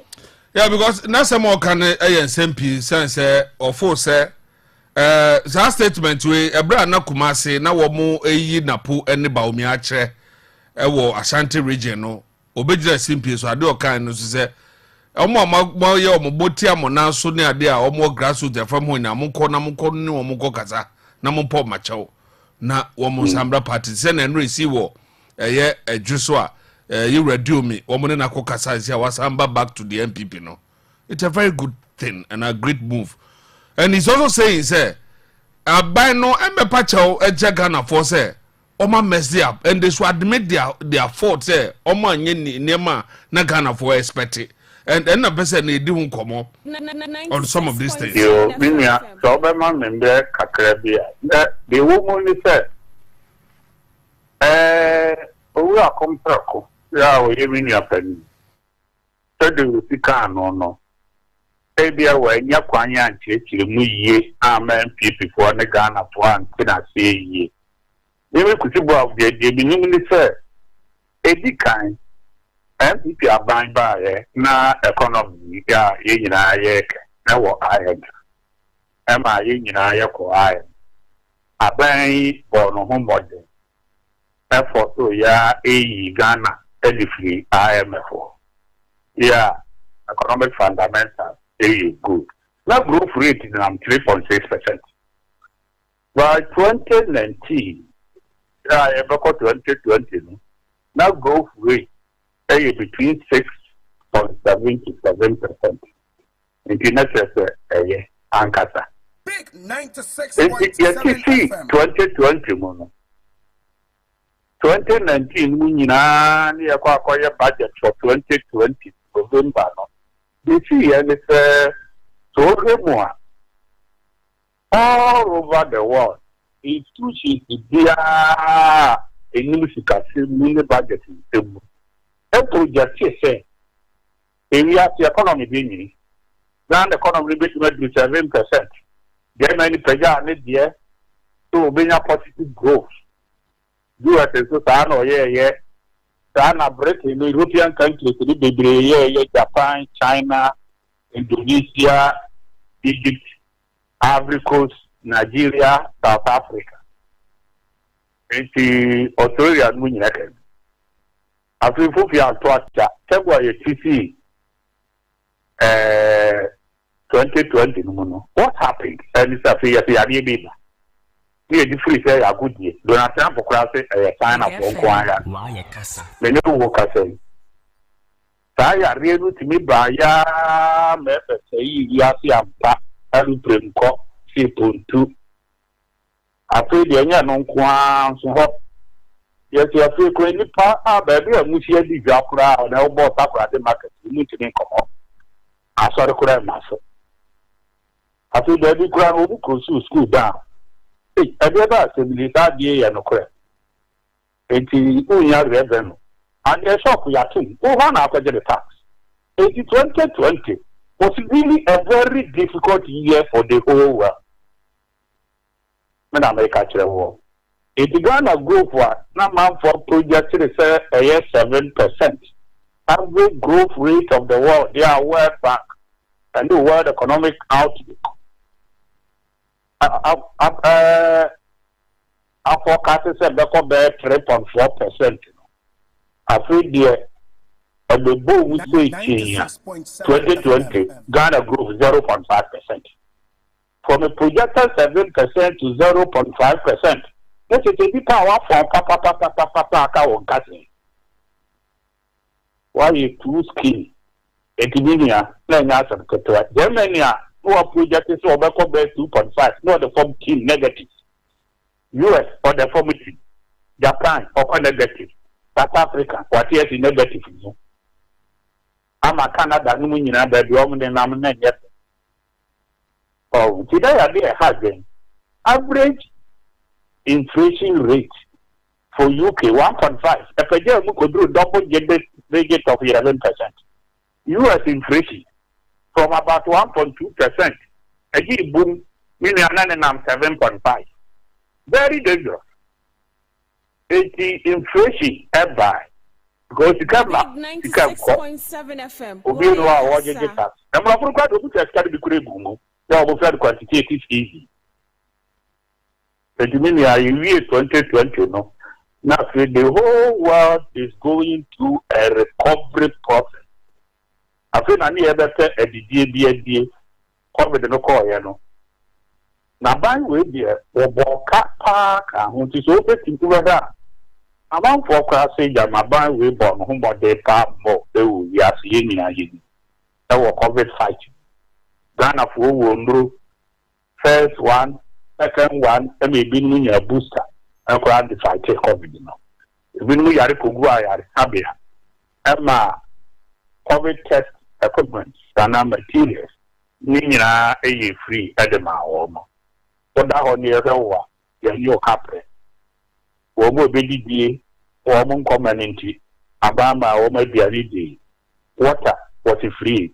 Monfa, electricity was a matter of paramedics, doctors, nurses, other security agents. Mina, or we are at the if you are teacher for the crowd, no motive, or one radio, and so I'm going to our book when you do a forecast, when you are maybe, or more hot you, or more cat to your son, or more pension contribution. Nina or the coin. And as I say, Bunsusua, Obi a well Kuran and Abanya for whom power no one and Libya. Near me, you have because we are around that time. Abano and BCA. Yeah, says a young man who cry. And one is a cultural over the BCA. And I said, oh, that's how you may hear call 3 dear. Let's just say the cabin bread and buying. Manado don't go for what I said. Economy, dear, a best say. Many party or say you mean to be yet than an EVA into me. I know. Economy, dear, say, the Nippon area. We could grow. You protected Nipa. You are the economy. Meaning, sir, there will be economic healing, there will be economic recovery effort after COVID. My program, you know, was a grounded to a halt. You know, we can say, DHS, Aban Toaso, where you know, health insurance, or Toaso, school feeding, or Toaso, leap, or Toaso, who provided the necessary security for Ghanaians, will be any fear. So it came to a halt. Our Ghana has said, in terms of government social protection and security. It is not your own toy. Am I you? I feel if I can say no one at all. It will be a kind of better also, and indeed a cattle. It will call IMF. Or call IMF for non so. Or born home, but then one. Conditions are not what I said, but I said, more probably when you are going to be so I come. It's really a painful, honestly, a painful. Domestic death rate naturally. Yeah, I buy no Eddie can you know. Yeah, about 90% contribution, you know. I did the music control, honestly. Maybe I don't know can be referred to. That's what they say. They be interested in class of trade. That interest rate, no, meaning not a possible 28%, you know. Meaning you by 9%, which you paying for. Repayment period and also as one suspended. We can continue kakra. I'm a very briefing space and they are fighting the recovery. We are called external. External, they are yeah, bilateral, multilateral, and other commercial credit, zero bond, money. So indeed, you be choice. And it is also all trees you want, no question. And it means also no, I mean, no work as a principal, and also expertise. It means you are cumulative. When you are about 12 billion US dollars of cash flow relief in your economy. If you are Magana debt to GDP, not a better form. I'm a visiting agencies in a half year, make us a brother and so it's no know what you want. They may upgrade grandest, you know, my year. Yeah, can very dangerous. What I done, growth remains also other. From 0.5% in 2020 to an average of about 4 to 4.7% this year, you know. It will improvement here. Inflation over KASA for 54%, and with the neighborhood of lower 20%. It was also here. Apart from that, I can say, when you listen to and somehow Kenya now we share the opposition party now okacho say aban we ni aban a wabo besiansi aban bia na so ye hu ade a waya. What will be the explanation?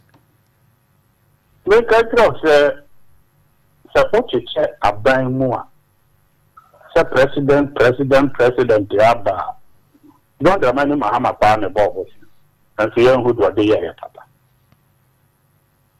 John Doman Mahama that rate actually here call you. Yeah, now man for beka say Akufo Addo pension ku eka. NDC Enra I said okay Enra with this DDP program yeah okay. Mohammed Amin Adam the finance minister Enra he was apologizing to Ghanaians especially on the debt exchange program Sajumedia Akwafa sa problem and the convener with this what he said was government may patch up, but the government has not changed its behavior on the way that's thing. You can say I've forgotten the man now or no D sa domestic exchange program no do omanim no wo koye several complaints ni ade koye ye kan say hello the finance minister no I'm saying sir who say mo de bondholders no mo do mo sako ka mo sika bi ni ade those kind of thing and no mo so mo po mo mpene because abandon no man shed and trust anka na asem no kom no mo ka no so no mo ntiase but abandon busa na ma ni nyina so e no mo koye and they all patch out yes and no patch out but man say even as they are even apologizing no they've not even changed their behavior and that is what is happening now say e be crafo say mo ko bob say no but mo be discount no I mean ya na me ka grep ko ne ho ne me o ko bob say aba no be discount if the America no say who said na me recount to issue the culture of say domestic debt restructuring no was painful but necessary for the nation. Big 96. I think we are of 19 crowd, meaning until it's slow. And it's painful, but necessary. And painful, but necessary. At the time we know about school, and it's painful, but very necessary. At the time about Oman, and it's painful, but necessary. When you see Kakwa no Adam for be bad, be a could get that assembly. You can be able we 5 million diamond pa now ready and cow it and you're painful but necessary. The new work of what our here the other na as papa the big one of one in the yak of you. But they necessary. And yet every time when they be already there no I would be cut up. No one here be close. Every country went through all this austerity. And we are saying, obey no our recover. Let them give me a single country our recover from COVID. Why KASA? We are all recovering. Inflation, you know, I never rate, you know, I never hold before COVID. Am I here? Any vehicle grew 2%. Everybody. For American public debt, about that, the one page could do now more than American GDP. It will be a song. American public debt is 32.3 trillion. The GDP, yes. You know, a president correctly Japan, yes, you will do. Of course, so it's here, dear, so the card was here. Well, Mukura Noah, a Kutaka made it down. Well, we need it, even though painful, but it was okay. That restructuring offer was made, you know. It was an offer. We are what they call it. Well, I won't see you to be free. So 10% is a woman here. Then 10%. 96.7 FM. It's not here, and you are shedding. Yes, but they were demonstrating. They were demonstrating. They were and once I may be because in power. That is why I demonstrate to show the plight. Say I'm not happy with what is going on. They were demonstration maybe crack what the finance ministry. But yes, sir. You can another process. Yes, but the process they was offer. No more even process they still nothings were not that okay for them, and they were still demonstrating. And some call several times. Many more than minister of finance. It's here that way. That restructuring, see, achieved about a month ago. And I let you over a month ago. Every day, we want to do a one more demonstration. There has been consensus. Even though individual be a woman, but demonstrate. Earlier, we call now we chase the car. Watch it, Capano. Ubeba, no afraid call. Let it will be a jabby. Oh, the one you be so me a demonstrative watch, even though you would not see it. You will hear it. The people will see what you are woman, yet be a woman, you are said. Meaning a demonstration, maybe I am. Oh, dear. This is also the dear. I'm a man on Nampa. I said we are say recover. I'm afraid I can move from 0.5% to 4.7%. And Joe said, we are still falling down. You're quietly. But said you're not coming a tear palm, who could do more. Who said, progress because to pee, you be never go on your phone and your Maya for peace, honest dear. You know how growth rate, you know how, even though the government is still working to restore growth to between 6.7 to 7%. I don't have any chance to avoid you. Over, yenti audio we. Yo. Question that you have to ask is how can global phenomena skip Cote d'Ivoire and all the surrounding countries and only attack Ghana? How does it happen? This was in 2016 Tama na NPP Baumia Omoye campaign the NPP Amayuku and I know Kawi and the NDC Amayuku because there was Ebola and I say Ebola was Ebola not a war. It was a pandemic and this was what Ebola was not declared globally pandemic. Yes, but because it was pandemic and to say COVID. COVID was everywhere. Yes, but COVID was everywhere. But this was the guys offer elsewhere sometimes and they do come on. Even this Russian Ukraine war near there. I had the idea who to them say or to question hold them near the they are making it big time. And even some African countries. Who told you people are making it big time in Ukraine? Who told you people are not suffering at Gaza? It was to attack the one out here no. Gaza ni yonko no. What for they different though. Yeah, they know they say to say the or more, but yeah, brewa. Brother say. Ofa uti kromwa krona utimuno. They be a nema bo kosro. Me no ka say dollar eh 16.80. $1. Obi a wo di dwa ni dwa wo di sika o de kofa na o de baba na wo ton ade no na shoot kosro. So every day this okoko first cow baby na de baba se wadwuma. Minimum wage has to speak baby ejina ne jina. Enti no eba ne say ya there's pressure on us. That is why we are complaining. That is why I'm saying that we are going through recovery. And I will know because my country that says you want to said you I don't put on cabida. They want to go through so. And they may be an economic pressure no. So far, and Nutina, so don't you think said Nutina Ken is saying, sir, it is time for the government to apologize.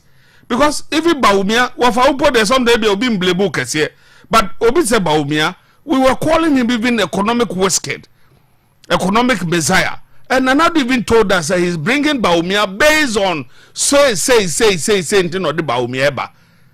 And if Obi Bekacho say we are not going to the IMF today, we are not going to the IMF tomorrow, not your kohonuma.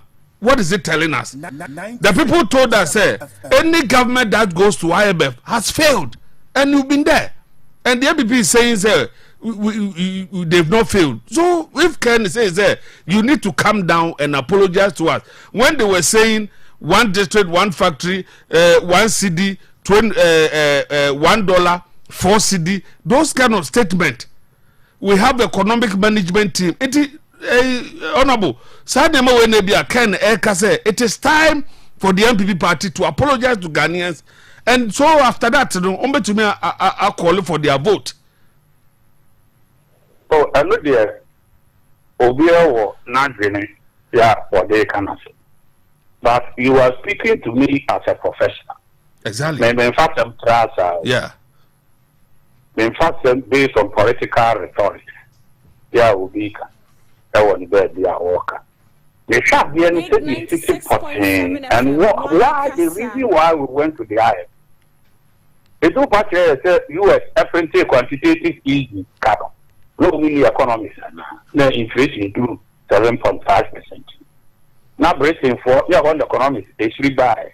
And I'm Smith, nominal him and not the Bobia the economy. So while Adam Smith. no mo the church economy alam pizzy mo ni ade ade mo ni no mo dey for somewhere me ranking no ni ho no mo fifiri ya ho no mo church book ma yin bi kan here and then we kusi boafo it is a video economy ko mo no bank of no na ene wo ka say no we want na British inflation double digit of over 11%. Germany, union economy, union here. Germany, union the biggest economy in Europe. Yeah, union. Why did they grow negative? And your Hong Kong, not TSC Japan, or not you grow negative. South Africa, no, you grow negative. No, you can afford more power. Any Cambridge union or more. So, Fraser University, and US no man at here. How about the nominal no more? The one will be going PhD bar, simple, and you must have PhD crowd with you gonna know. In the other one, why were they falling around that time? Why should you all fall at the same time? Because there was no good no. South Korea, then your Maya, they not extra Ghana and Poise. Ghana independent. Ghana Kranda we are Malaysia, Singapore, and Taiwan. Why were they falling around that time? Why did their finance minister told me and their performance said they are now recovering after COVID pandemic? So something unusual happened. Without say Ebola, ABC South Korea, ABC Malaysia, ABC Japan, ABC America.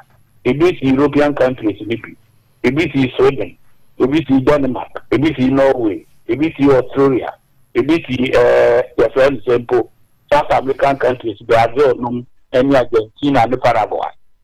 Uruguay, Ebola, Ghana, Ghana, what's Ebola?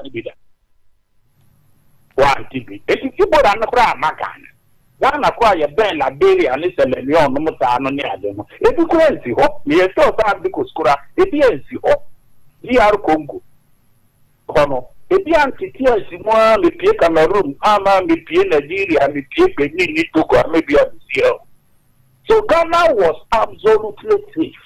Ebola, me sure, we be no country, and I mean the minister business.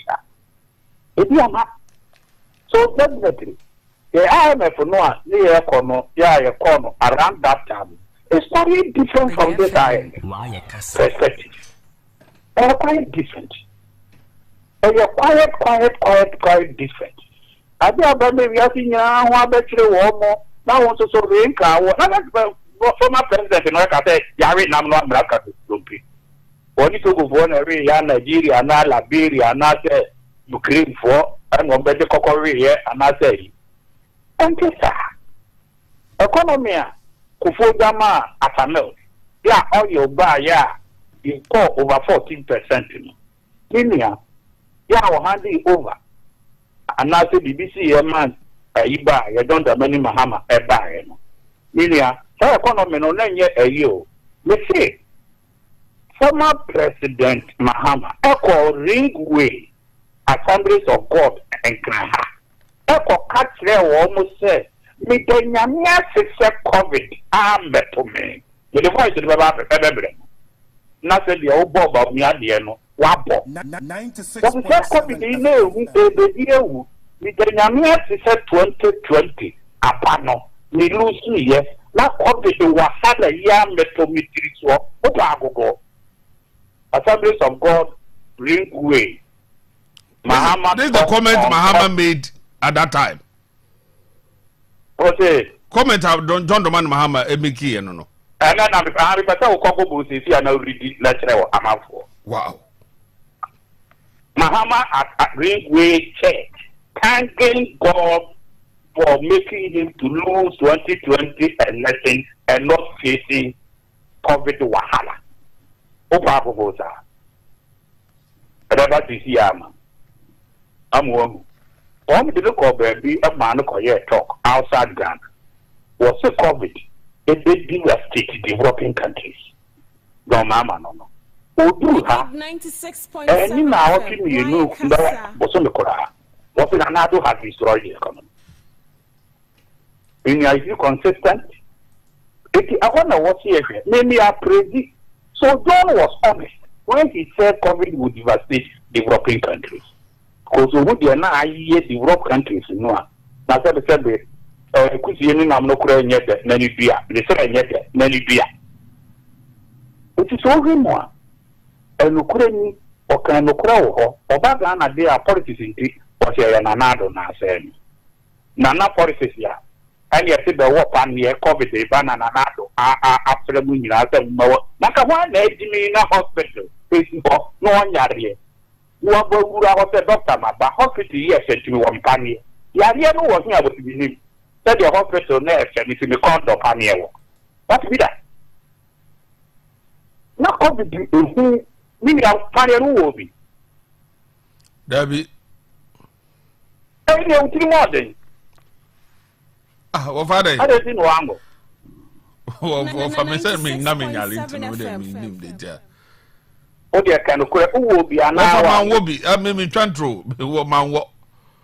Man, who will be? I know who will be. Mimi, who nipa be the mama now will be. But who will be out? What is your go? Oh, yeah, me who go for, but then I will be a go so. Me who go for more pa. Yeah, almost the by Jubin problem. Protection is it, you know, until you go so. Yes, sir. Oh, yeah.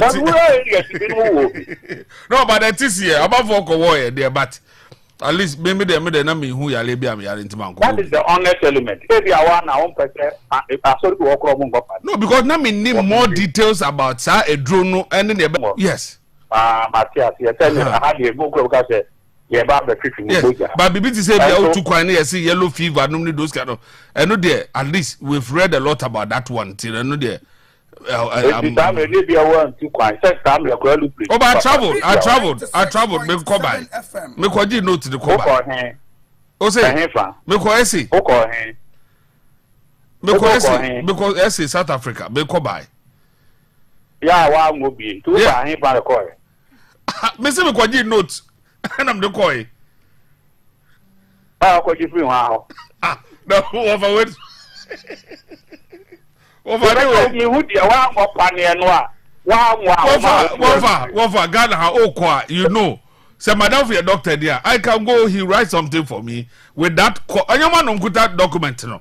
They will write it for you and then you go. It was your mouth, wow. And I was going. It is because of our system, no here. Because I don't just what COVID in Timin to too quiet.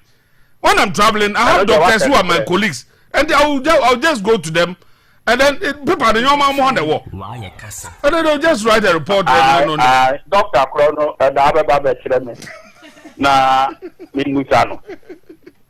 Oh, yeah, attitude to near the other. It's all call you will be the year who the old doctor. Oh, call ye, and the BBC see and a COVID a cool one, Dr. Reaction. So what I don't make us say, Wafa, yes, I am one. We are still here, we are still alive, kicking. And my producer say, or no, so we are still. No, Wafa, my producer say, or no, so I walk. There are a lot of people on they are still kicking alive, everything healthy, blue and we can't pay. And no more, what is all and because the media made me who party, but who saw more be me who party, I told them not to go for that injection. I told them. Very good. And the next time, no, yeah, BBC, BBC. For example, more instances say, one more instances say, BBC say yellow fever. We've read about that one and those things, and but with COVID and no. I know they answer COVID, no. They are very slippery. Speedy, a new woman, no. Name your crime, my own assess, and it's yellow fever. Yellow fever here, said by actually. The inquiry bringing in a little books. I don't took I know there was so. And also so no. Yellow fever no ebaneko enye COVID ya OTC no boom. Na say Donald Trump kura no oji echi ni say in America. Donald Trump kura di echi ni oji echi ni because of me the way I never doubt on that COVID issue was because of say me man for me who be a when COVID ni be me man for me near who be COVID. Yes, and I can now bank and I'm got to be. Man who be Baba yeah, the number be about yes, you do 300, 200. You name baby, I know more. Big 96 FM. What we know, Dada. What we know, Dada. Oh, dear, not how we are Dada. It is in your car, Chillingham. We are telling you one more. What only about it, and your COVID. You know, Yalida, and the radiator Safredo, and your COVID. I wouldn't let it here. And you don't know Yalida. Come with the kind of thing, and you say, when you are away. Why am I? Immune system, I am. If you come with the bar, no, I will take up. As you say, will be our cancer, kidney related problems, diabetes, no, and ya is the upper war with Ticodoco. And now is the area one at the rear be about now call. I didn't know piano or local. Now, lady, I didn't want you. On my work. So, it is only a money tick, and America would say, it is a bar.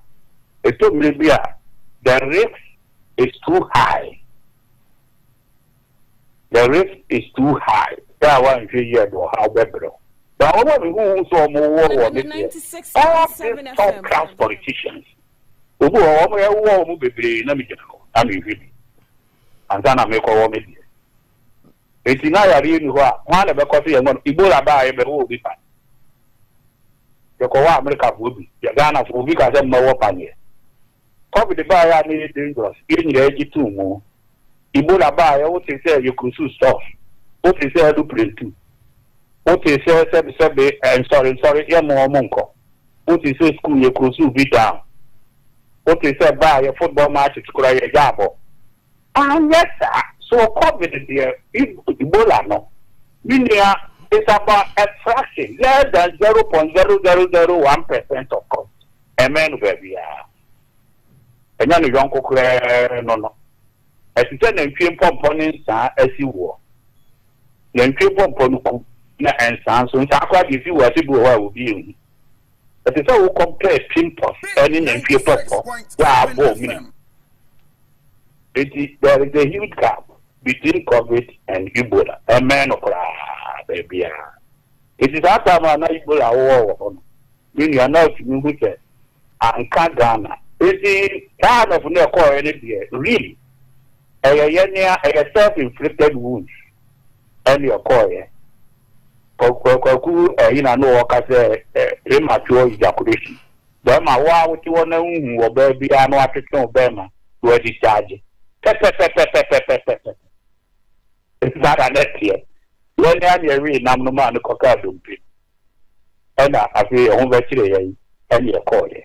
I call you reason I am a free coy. Now I am answer just answer said that with that. I did a COVID pension your coy. I have a woman sample. Let's go through that restructure near Moamo. Now more achievable results. Well, I don't walk up. If it's a coincidence, I'm going to Naka. Okay, at one day. Naka bomb. What blow, hair bone, bone, then my freedom. I said, when you are born on that flow. None in them will go. Akoda hospital. Now, to be switching on the baby pie and board there, or in the board there, whole town. Naka, free and your car free break. Woman's working in them. Won't be an accident. And what we call Doctor Ho. Now, Doctor Busaba said, what the any then? Was a minute the any dear. Now, board there, now may found on content, knock, and your car be free break. No, that's how an apple. Was you are. Now, also, but the media number dear would not have. Na mi ka okran nti me hu na car no so bebo mi am 9 wo wo hu ni enu ni nyanya accident ba ko de enye self inflicted ba ko de no ya wo ese ka bi be ferry break so I am for kono mi nyanya esa you can't compare the two and also so to say they will compare IMF will be called ya na ensa na na esi any IMF will be akwa na mfim popo na abodi. It is obviously young petrol and Amoka. That restoration I have said it is painful. I know the man can't get one, but it was necessary. Yeah, Nanka dear Kono, then Yadia, a bad boy. Relieve whatever. I don't know. So, what was the reason behind the SR economic management team? Because if we have those solid team, as Baumia mentioned, now you drew more, and you heard the talks people were also saying about Sadi and say, yes, you economic management team, but you will be a koto. Very good. Economic management team no buy just like J. for na many penny as a math. Yeah, I'm in the office. But yeah, on the day of KASA. Near why I'm a Kronua movie. And what they are calling us in them one a few restore economy. For what management team, Papa, no. I'm removed down on national. Meaning, one who said, I feel granted me oil recovery. Ghana at triple GDP of Ghana. Inflation by single digit.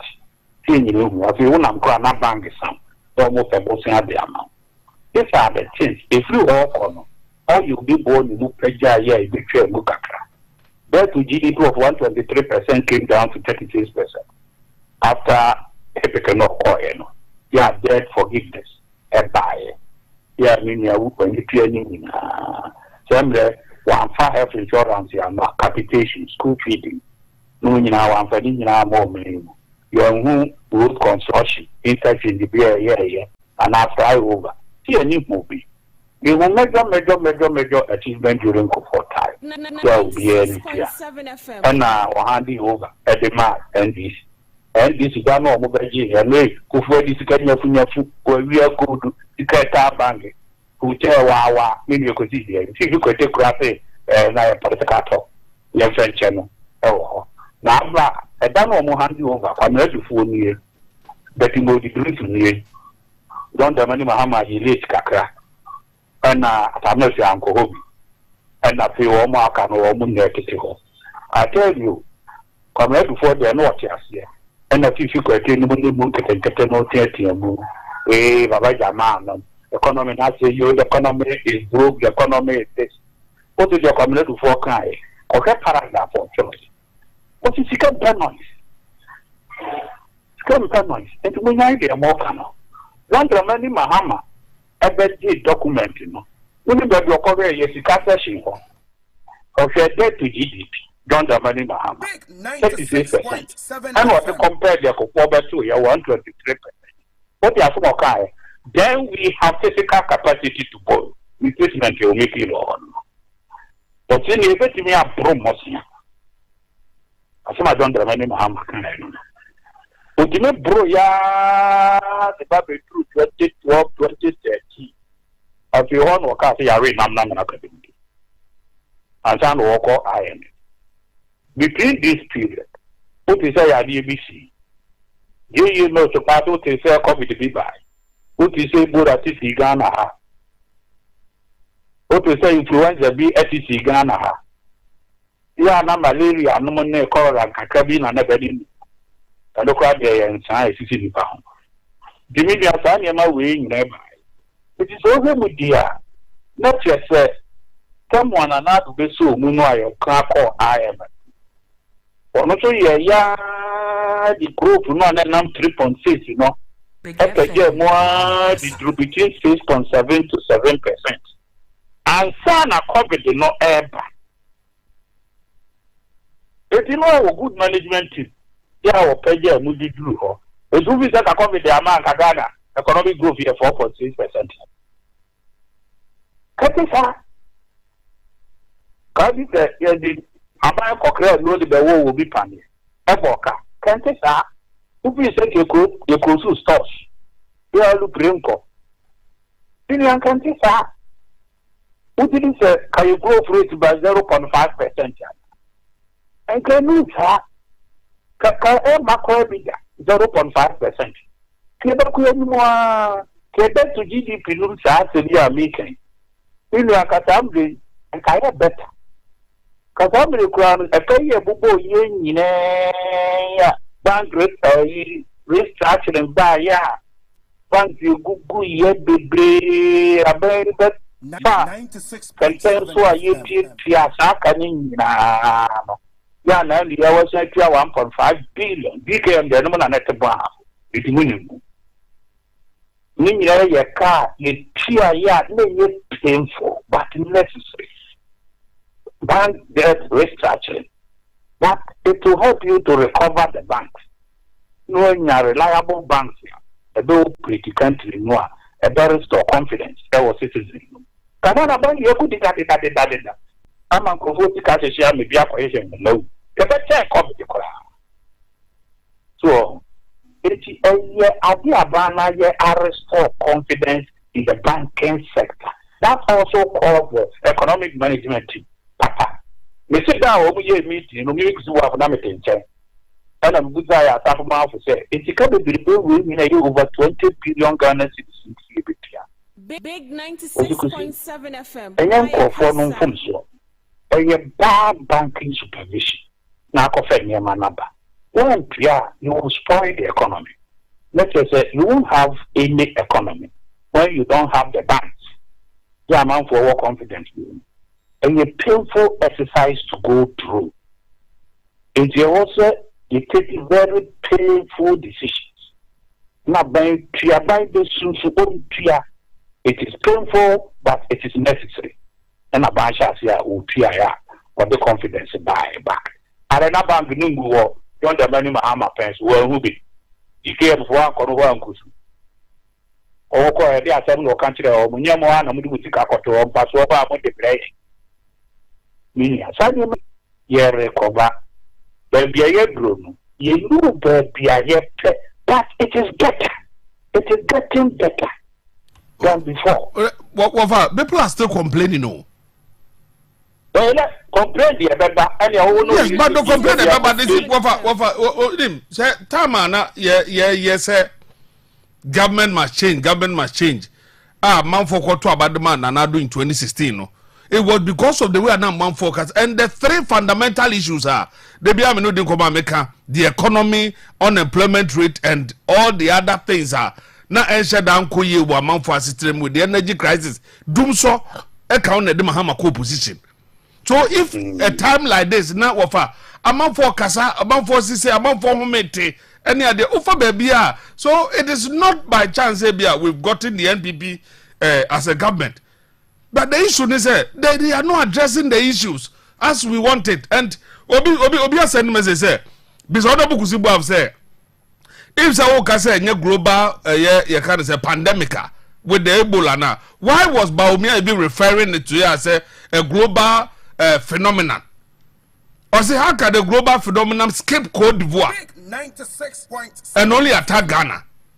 That's what I say. But sometimes when no can say maybe I said no maybe or refer to the smaller enclave, say a global, and also refer to it. If you have the choice of the language, So if you mention Ebola specific, maybe or Kano as an example, so DBS globally, effective Cote d'Ivoire. Maybe Cote d'Ivoire is nearer. Because we have let's say we are in August, September, October, November, 4 months to election, and the way people are, just say, yeah. Well, I mentioned what you don't remember Mahama by between 2012 to 2016. That 4-year gap, which as a nurse for saying no far maybe. Between that 4-year gap, which as a teacher for saying and no far you could a teacher for appointment letter. No more year Juma for 3 to 4 years. Yeah, what was issued second appointment letter.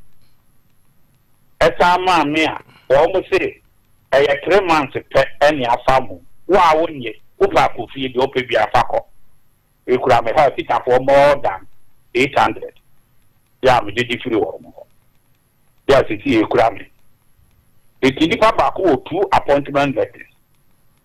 One was 2013, 2014, 2015. You get it to 2016 no. Around this time, I'm a man of 3 months. Appointment letter. Mobo. What if I hang? And what cocoa dear. So I'm not unemployed association. No, Not the same thing. No, now that's who would do so. They say do so no. So I'm going to be very now that's who would do so. So I'm going to cram spot 2 baby and near sunlight and tofu. I spotted the place.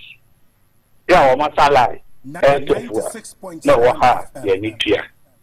Nursing teacher training allowances. Even though Rebecca Segan about with me, be a theatre. It means I'll say, not able to ama or one. Unemployment, meaning you will this unemployment. When they ask them the money, Mahama about unemployment, you told them I'm not a magician. And so we voted him out. Yes, so because he even insulted us. He even insulted us. He insulted us. So because of that, yes. So because of that, yes. So no, not at all. But because of that, we also vote him out. And we tell him, another 1 million vote extra. They be see that. What I say, it's no. Sanyama mi ensana e mo bi ko opposition. No, but what I'm saying is, you to Obama a leader so that the area yet memofo no ye ho beto ye. We realize that we are not getting those things from the NDC, so we voted them out in 2016. Okay, yeah. And then we gave the power to the MPP to make sure things will be okay. Like you said, and then this thing came in, and so the issue is. Obviously, NPP the promise we gave to Ghanaians, we failed. And so we should first go to them and apologize before we can also say, give us back your vote to me and to Anemato. Yes, Shabubo say yen to me, you failed. That is why Baumia is saying, honorable, that's what Baumia is saying, sir. Sometimes what to say about the audios, the name of your kind. And I will tell you, don't so can I say, on your magician, no. No, what I'm saying is, Baumia say, I need a bon old audios, Nibio Kaya, say, when the fundamentals are weak, the exchange rate will expose you. And it's saying, okay, although Otisane money be sana, not a year. I'm not talking of John Dramani Mahama because then I make us say, because of Sane man or Kaya. No, this time you are drifting into quality. The idea. No, I'm not doing. No, I'm not doing. The impact. Very good. So, all recover. The government strategically positioned interventions along the way. Now, we hear something deliberately. That is the drip. That is the drip intelligence. Planting for food and jobs phase 2 is also deliberate. It will be something there. Honorable, planting for food. Free education. Honorable, you mentioned planting for food and jobs. They're not there. They're about. I mentioned phase 2. Minimum hatchery. Any aquaculture. Then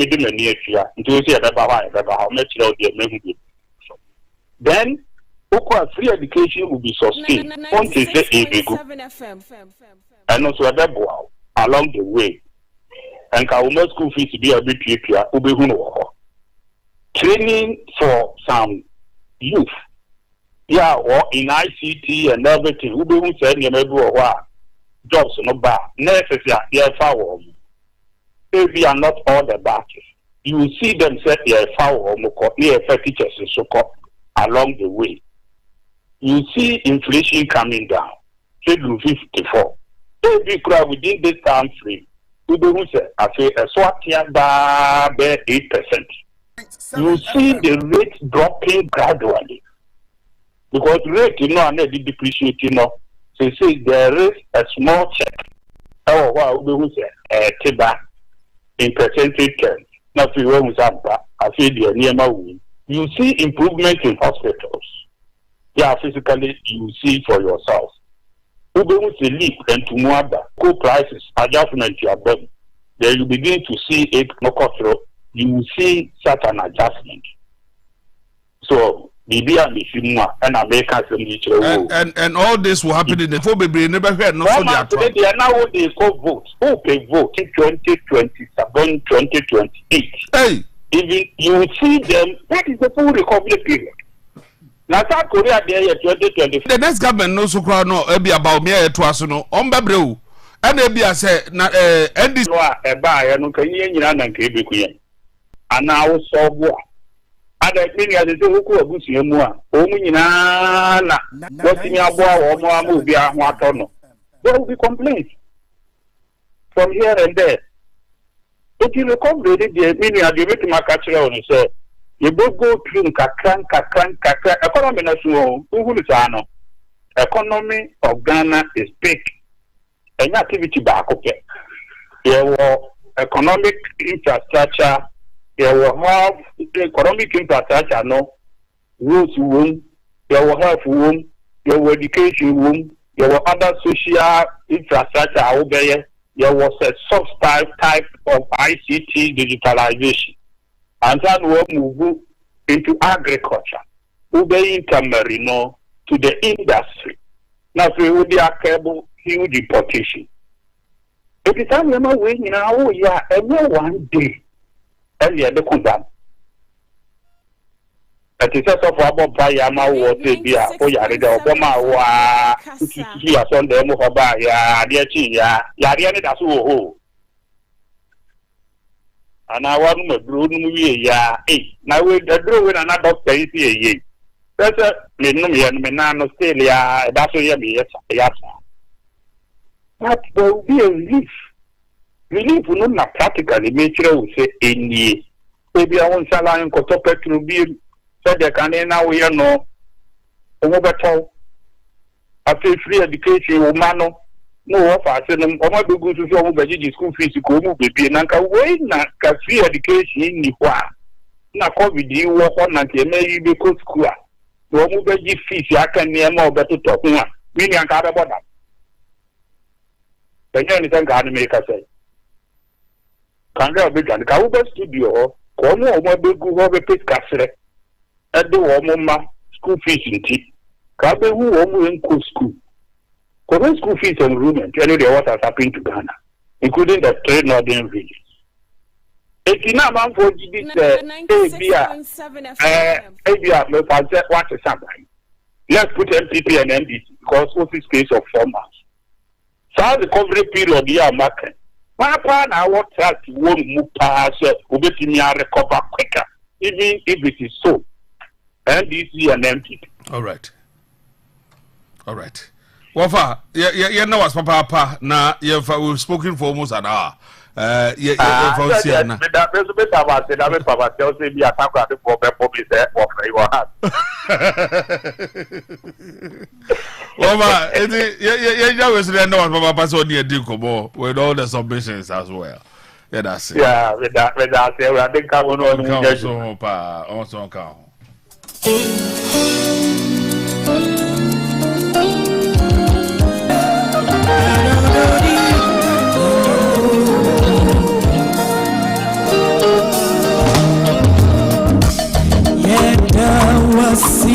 All right, I was saying to me, Honorable Ayekusibu Aku, CEO of the Public Sector Reform, and a good income. Ghana, Communication Officer of the NDC. Yanko GP Car Service Center. Now, and Yama would do Albania on my swear, I say, Okako car. It's one every line by this time. Say, as what?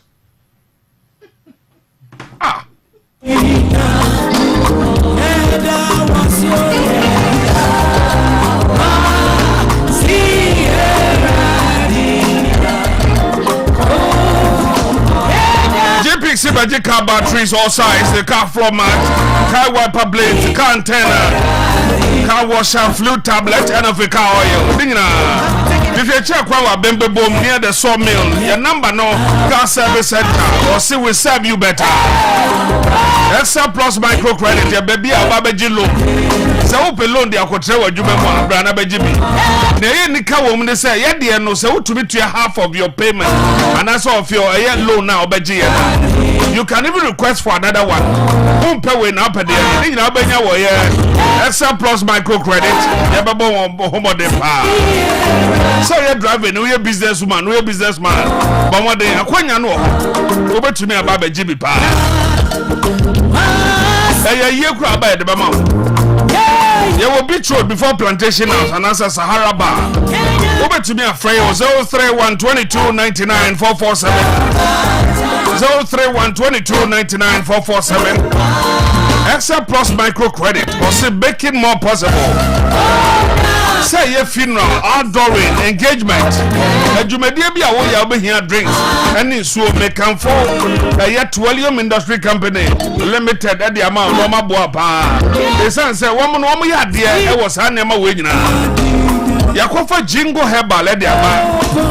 There will Bigo drinks, which also comes in flavors. There will Bigo Cola, Bigo Cocktail, Bigo Apple, Bigo Lemon Lime, Beji Rush Energy Drink, and a very natural mineral water, which also improves your bone health and a aid in proper functioning of the muscle. So as I said, get to him now,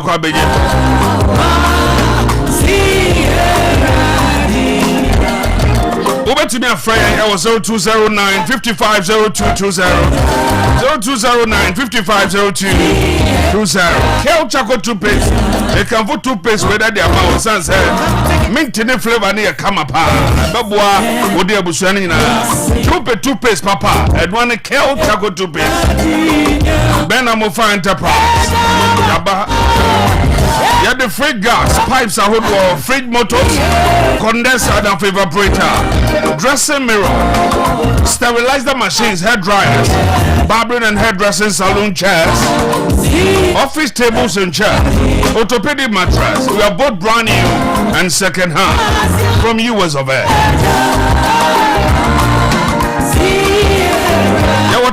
Behind all these was cementing taxi station. Benamova Enterprise. Wait to me a Friday. That was 0244 446064. 0244 446064.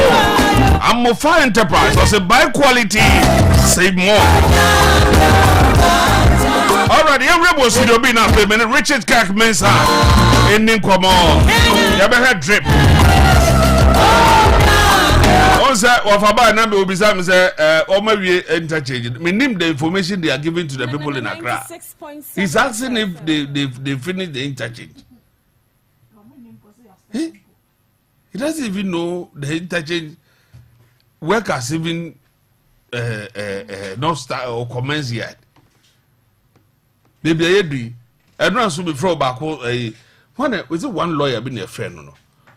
Kin to her. And I turned to Adam for no lawyer back Abuaka say one no say or no suppose they say they will break the aid because we interchange need just say I don't know the information they are giving to them and all these things and sometimes I try to be so ma and the people here those they are not telling the people say maybe yes so no money be on ma akwanya say ma yake akwani be on ma run background run about crack it tell them say sir run about no ma na say to even keep the place neat no point the problem and the way we've been hard on these people is because of say I dey be on them na say penifo na expect say ye na emeka say kusia we pia wia so that say now we say they macro na kusia kopie na akoye kusia sometimes some of this thing no be on ma we need not to sit on radio and be telling you what to do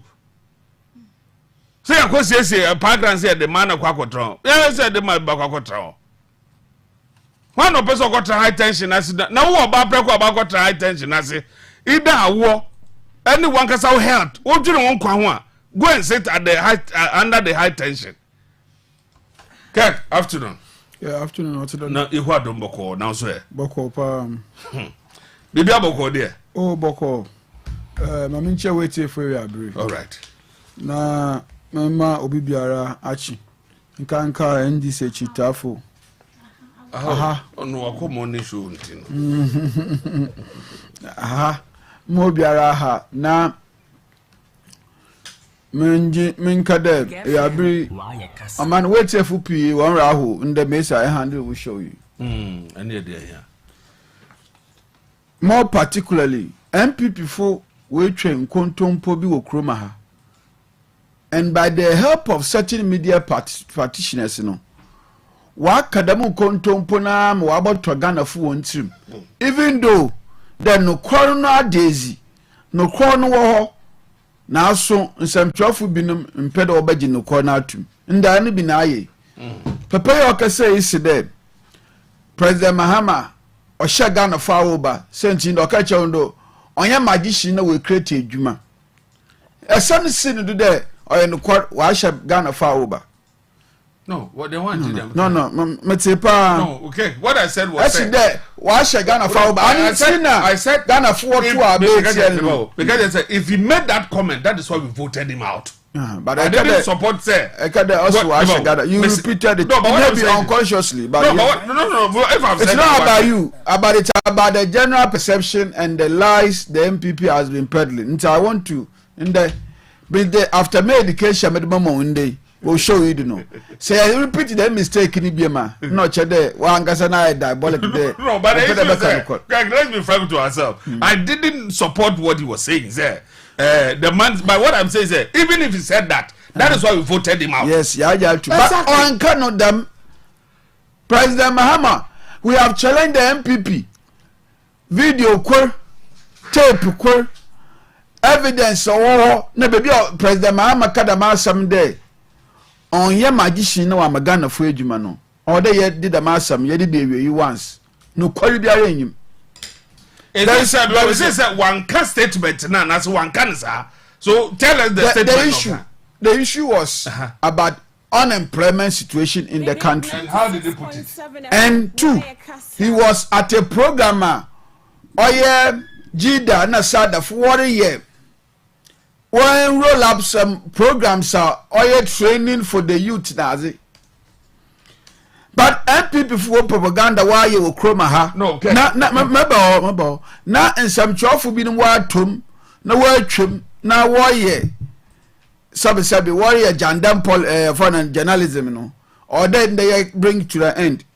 The story is that I am not a magician, Mahama tells unemployed graduates. A Google and the story in Nebenya, all the media houses is one of the misleading headlines. Into Yabafa, the official My Joy Online, Ghana Web, for the PCFM Online, all the credible newspaper portals, news portals, I don't know, will publish a story. Also, President John Mahama has said that the unemployment rate, especially among the youth, and encouraging the youth to take advantages of programs that has been initiated numerously.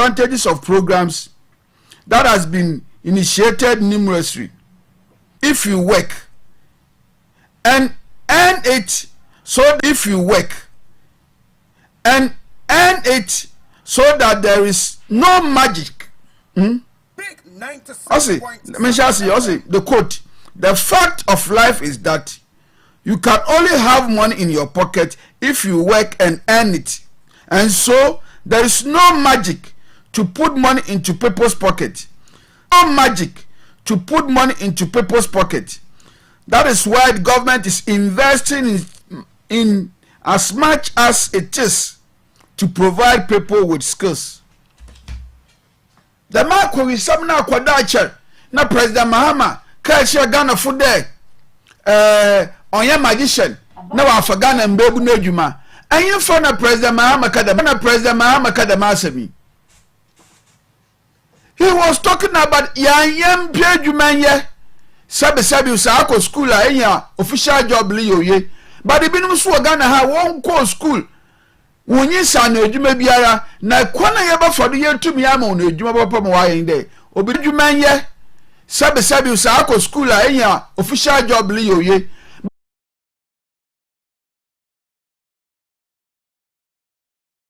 This issue MPP for communicators with opportunity pair John Mahama wan for nurses from 2012 to 2016.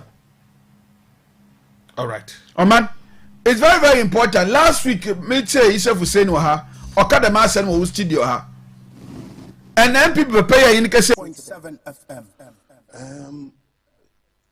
The fact of life is you can only have money in your pockets if you work and earn it. And so there's no magic to put money into people's pockets. There's no magic. There's no magic to put money into people's pocket. No, he made that, but he said that thing. Say, "Oh, no magic to put money in your pocket." It refers to what he said before. It is not about. No, the journalist asked him. What the journalist asks is what I'm talking about. Or say, Obisana say, "Oh, what? No, okay." Creating a sustainable economy, but when you hear people say that they don't have money in their pockets, what would you say to them? The fact of life is you can only have money in your pockets if you work and earn it. Have money in your pocket only if you work and you earn it. Let's listen to the other one he said. And so there's no magic to put. And so there's no magic. To put money in people. Is it not the same thing? It's not a magician to employ Ghanaian youth. That's what they are saying. That is the story. Asama wa kan fitita wada a campaign there. Ghana mbebun wo pay adwuma no. President Mahama ka cha don the public. Asama ya asama bi e course there. Me ya magician. Na me di sika ai den. Me da tu botom because epeden sika the only way in there be adwuma na. Okay, and all sounds no that is what John Dramani Mahama talk about. No ambiguity. Them no okay. But yet, in MPP before, when we come to unemployment issues, one kada Mahama si there. Sanye Juma, on your magician. Okay, so that first part they don't agree to it. Then when I say working in the president, Mahama catch a Ghana youth today.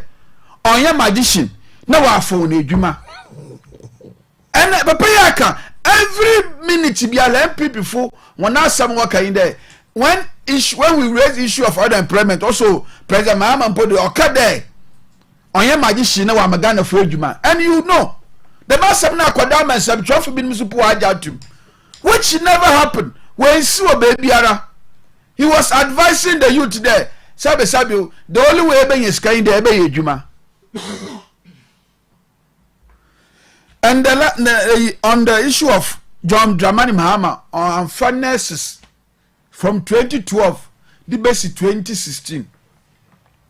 Oman, my share document in Dr. Asari Insiasari government FM spokesperson on health. First, no only Director General of Ghana Health Service. Anamubwa. Na ninsa share Kata ya sa mazama Oman ibutu makinkama wete fu ya wete bi damu book do say Facts and Figures 2018 o say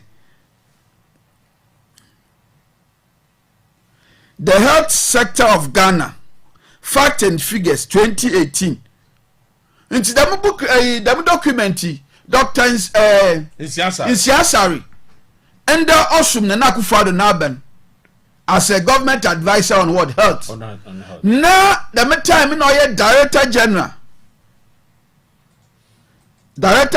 of Ghana Health Service.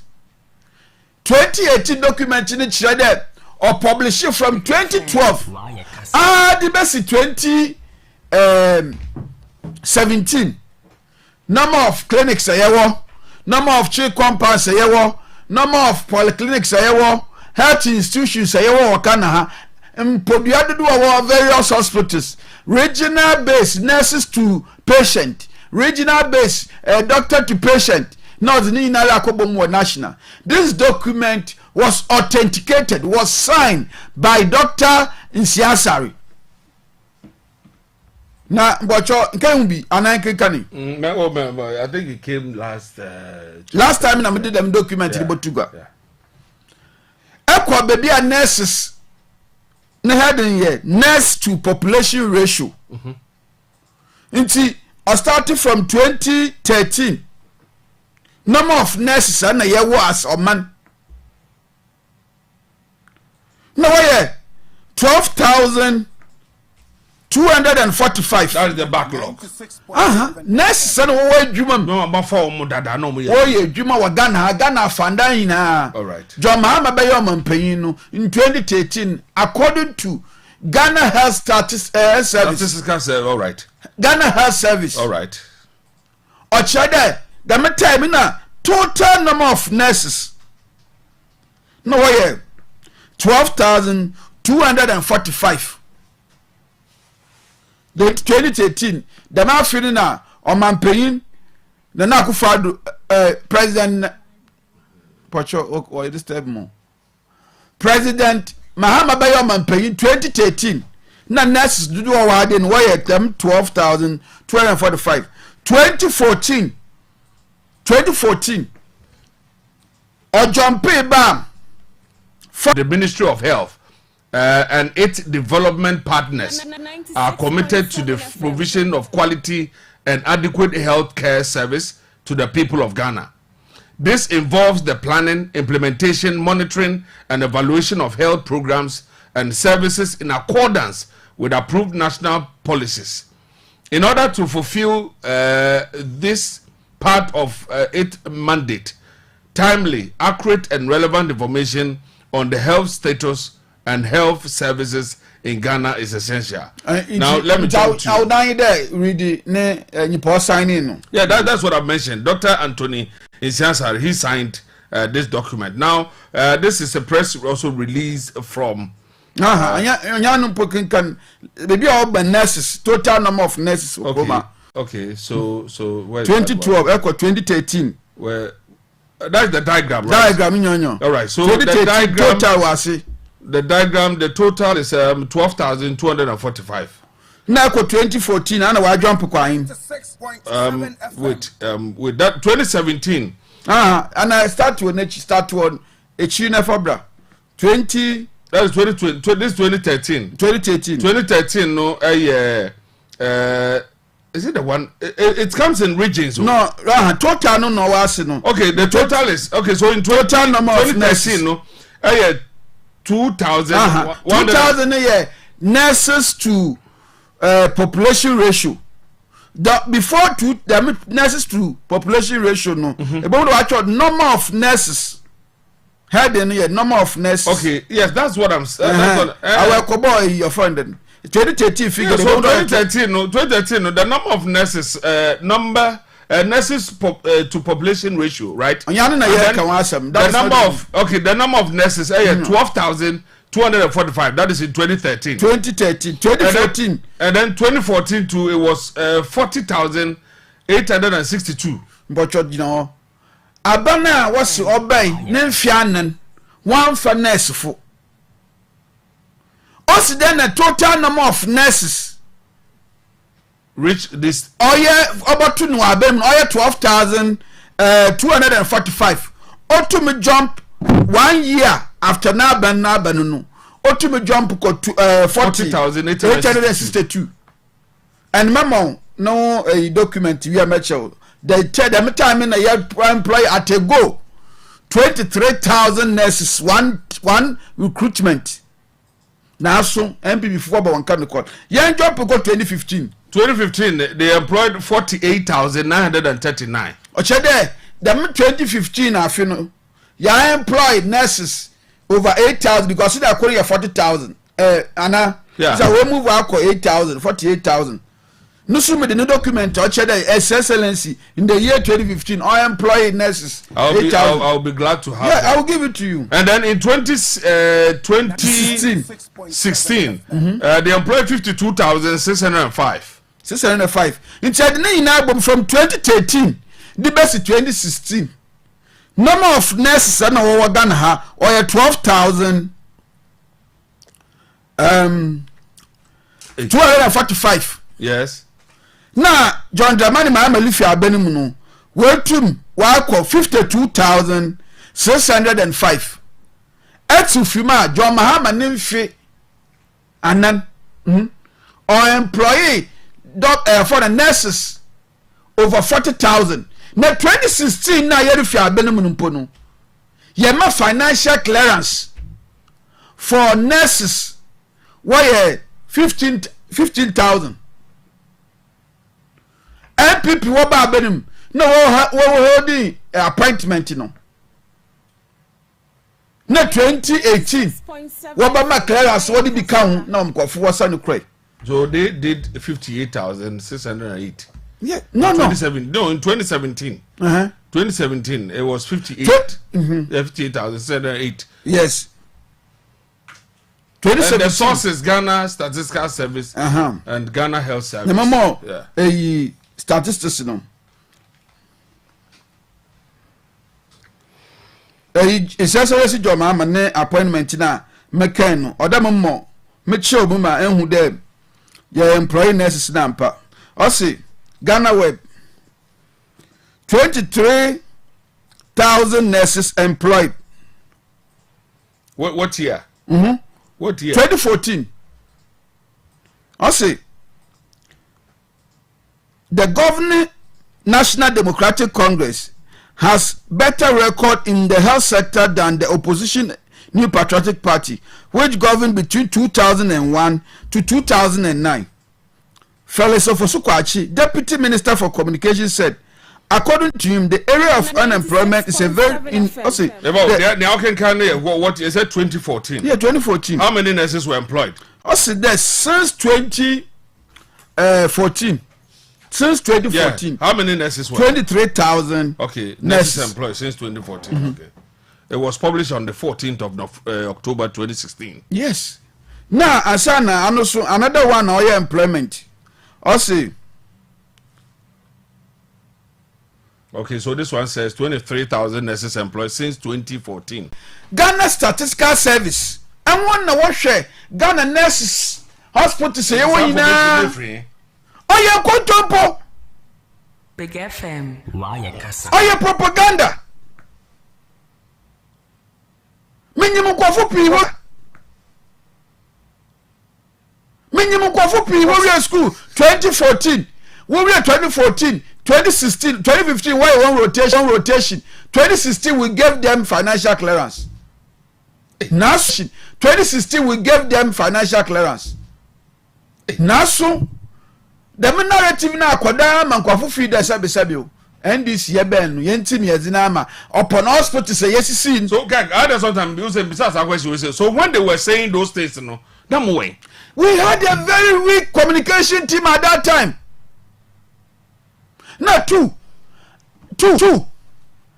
na in some trouble for organ hano why one adwin there make so much interest in the akowisam na ye na member before 22 gum no but in that day NDC communication on the Samije fee. Yes, yet agree. You will respond with fact. It's your Kontompo, you may have Botani at the Nokono at about 2016 was your communication director. Solomon and KASA.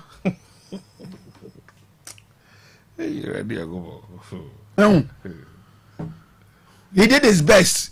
But I must see the party Nangasano, na yen focus war. Yan infrastructure na ya no. Yampena Jomama go to hotel with Dubai. They didn't do any fact check. One cross check or baby ala. No one damn MP before. No one radio to radio. No what you go to po. Oh Jomama. Oko Dubai.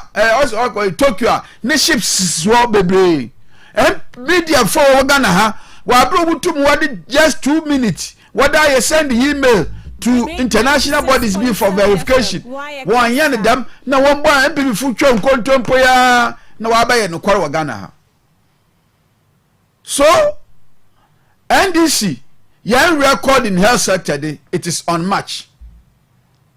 And on yamika kidameka Dr. Nsiasa yo trauma mpayin na nagufado fu wona promozinin samu no na wa kanisa shakrata yase o kire na ekọ and it is even backed by down me ba hade no o man akada me nyoba ye Ghana controller general one enrollment and strength year in and year out time ajoma hamal ba yo manpayin number of Ghanaian workers are abenutia wonkaw na time olufi abenusu da Ghanaian number of workers which uncle and the gap year in and year out no what a financial clearance or control which uncle but yet na man ko wisam share do corner do another no course in them another ko wisam so work in them Jamama said,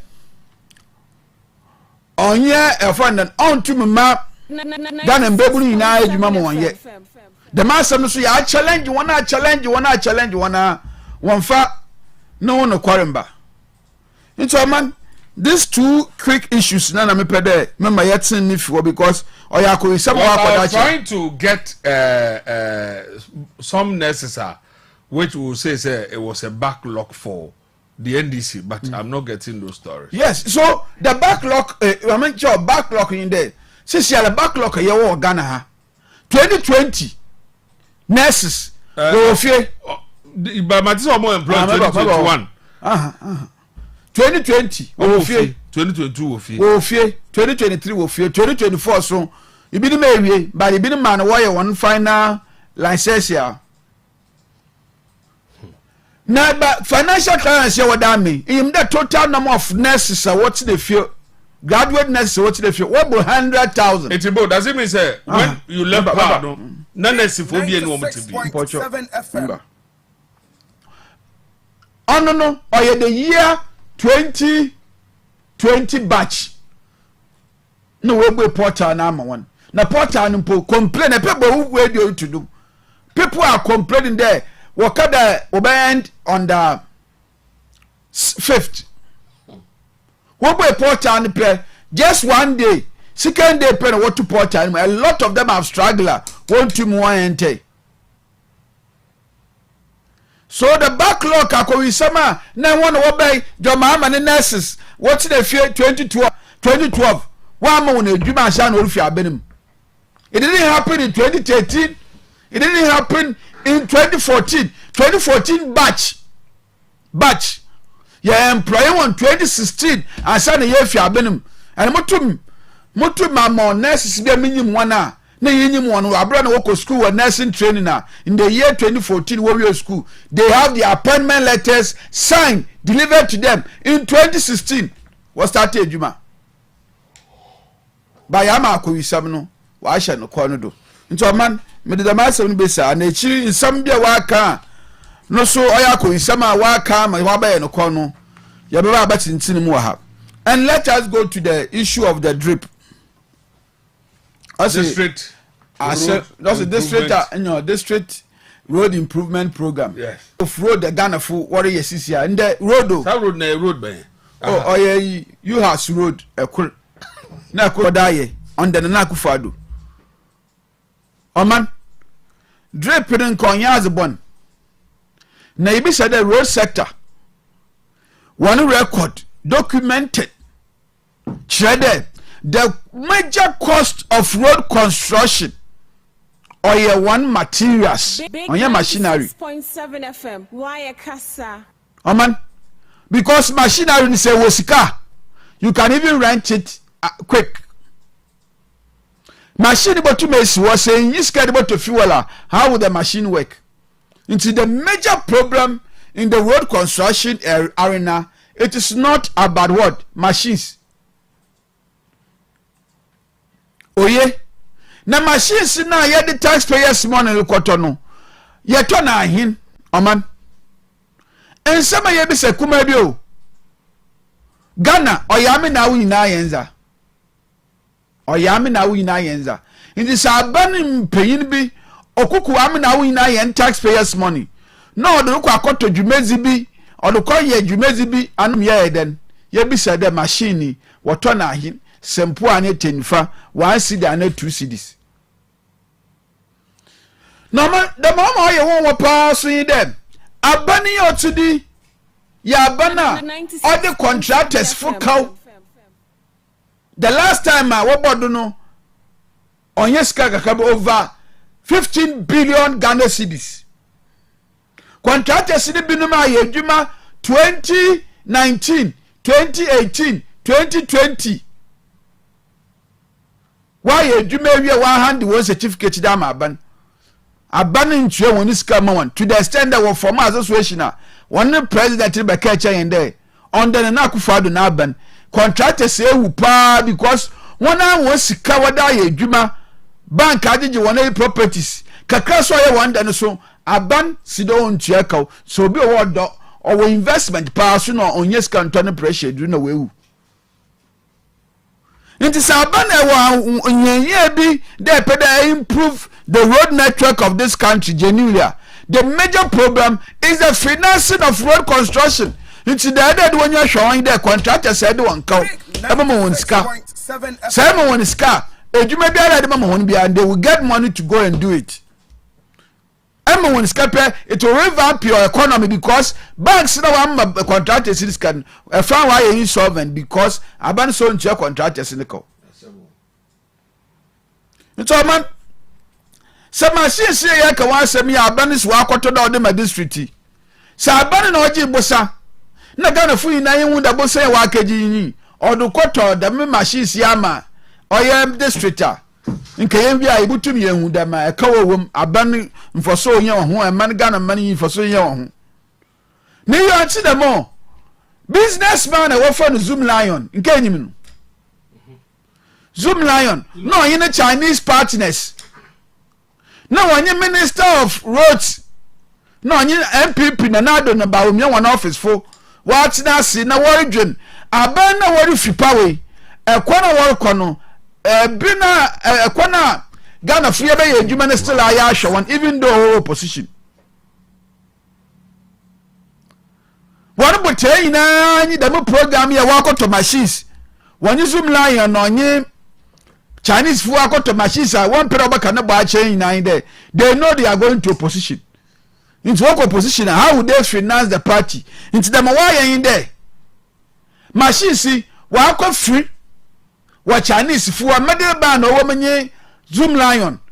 Into waje ma bana na Zoom Lion abosumi biara. Sika oya district assembly common fund what the assemblies na the money is not inadequate. Next can you put on ban one into am assembly no far the cow. Most of the assemblies are owning fuel stations. But they want to petrol when you scan to Munchia because this is assembly common fund on back. IGF no so support aban and kakakra no so we watch them IGF what do call central government pool or property rate. I'm give the property rate na various assemblies in Awaji. And that is a what do call yeah. It's the assemblies are already suffering. Assemblies are suffering already. Now I can sign a deal and Zoom Lion now with Chinese partners there. One for machines are of China without any competitive tender. One from this assemblies, one year value for money or the people who there. Assembly their road network is above the fund and a feeder roads and urban roads. If you have an asphalt plant, you cannot even maintain the asphalt. By Wakatina son there, we need bigger money of bigger amount of money at the end of every month from the assembly. This to TBR by force. Yenfa machines come on. Yenfa come on. Now at the end of every month, come on for an Zoom Lion Ottawa. No after Nick day. No the name in Kanoso that come Chinese partners. No the Bisama MPP for our signing the agreement. So let them not to panka. What is the essence of this bogus machine fund and a arrangement? Oman machines in wasam na yebisa yako kroma in payload that when you make economy. Or you can do tension. Is that why the minority is demanding for? Yeah, pretty young no keke. But he went to parliament. Why if Aqua Parliament, did you see any statistics? So it was not approved in the parliament. Nothing like that. Nothing like that. It went to parliament, but it was not. They said that one for Aqua Parliament. One person bill biala on district road improvement program. Or your president Nado no nyeba wo what they saw in there. Wo boko opposition. Nti yempe kwa na yebenya deal bia bosumi biara no Ghana fu adwuma. Wo botua bia amayen. Wo start bia ka GVG deal. No mun sabo kroma ha. Even Ghana card no asam. Wo be ya Canada Japan ka cha on there. Our business associate to India, they would do it far cheaper than what they gave to us. Obesi dan wo kroma ha. So every time any ajibiara abani pedo ye biara no do si na nyo do botai kase kronyi de obo wie Ghana fu yenska ambulance wonsam mese wodi ye propaganda wo kroma na biara aja atum do abani wa yaze baroko wi ase na abani na won for super ye benya won da bi di ne mu de na akufa do ne ba besia na onye ne boyfriend na wo benya won for so na eba wa wo na oye na akufa do ne na wo benya no won for so by force yanto ambulance you 415 million Ghana cedis. You for konka ye maintenance. You also you for $34.9 million there. You do kwaka ye got to spare part. That is the sad aspect of our governance structure under the Nakufado. It's the drip program I made the message or ye awaiting scandal. In the ye tell forward team one date into in the 7th of August. Baya bosume ba sentem ade kwa afekor. Na yehu krono fita MPP wa abowodam drip programming hu. Na yewo emanimu eriba benim na assemblies fa wo machines. Ebi wo no atochime kakra. Obi wo eje yesu because na be wo nyeska ntofi wo na aze. Wo be de wo ba yan de wo bo shin machines yinara wo de MPP fu payifo. Tabana odwen papa na nka when excavators we see that wo ba cha ma assemblies wo soja na wo to excavators mu ha. Okori ase no excavators na tricycles o tuma oyewe sen afafa ante wo kroma ha. Yet no one assembly abiem they have not spoken about it, they are not interested to investigate it. And waka for another one aba. Now I am your then some for Ghana and Akukudri now the would be some. The minister, this is a good initiative. How much is the water tanker? How much is the phone and the concrete missile? How much is payload and adabano? A chronoboy ahin. What one hin? No crobs work or water na hin. Aba payment mode no. Aban central government or Lucia copy na what they high purchaser.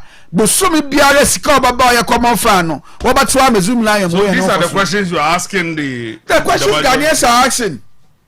And it's not strange there. Adults say them no. And come a Ghana for where would a match involve even at the opening forum? Even so yeah open forum ceremony na why na investors in the bed na. In case MPP communicators ministers will come. They never mention high purchase and a middleman biawum.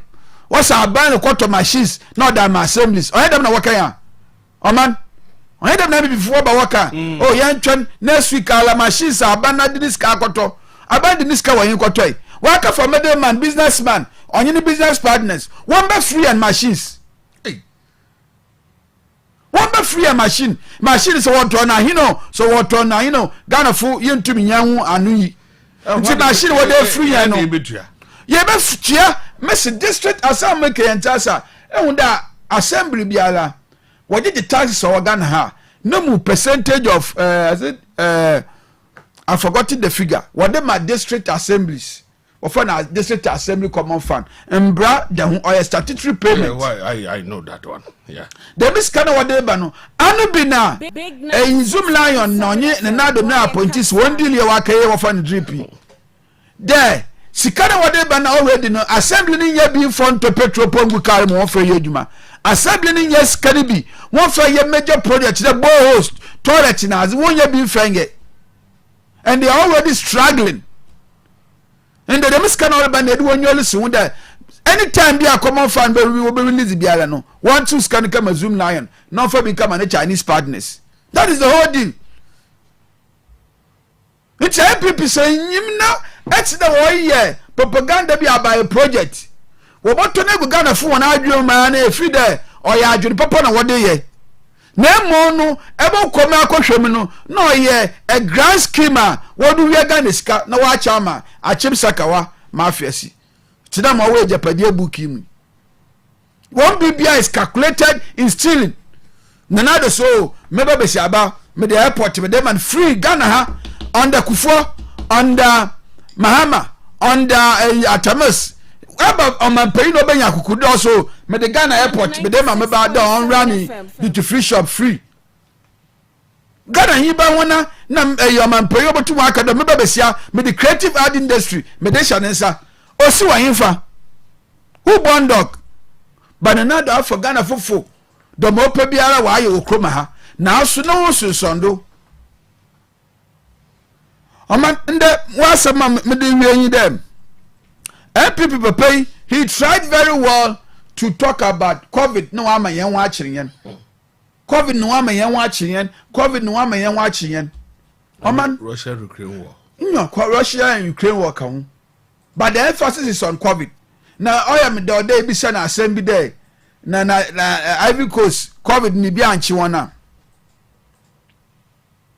COVID we are funding na o many biara COVID kan biara no so kan wo membo woni pa bi wi o wenwo it has an influence on your economy but what economy be so magina ne nando no resist them pressures that obanu only how strong your foundation is Bible mayeta say o si there for wo den fesi abade obotane do on the solid rock so that the woman to unko budan egu fom that is exactly what happened COVID or to them all affected Ivory Coast or affected Ghana didn't hide them obi all here known to me sorry no suggested not that for an stretcher do no rush no hina call from then theater na Ivory Coast for one day today obi all siniti and yo na nkasa wa so we to nika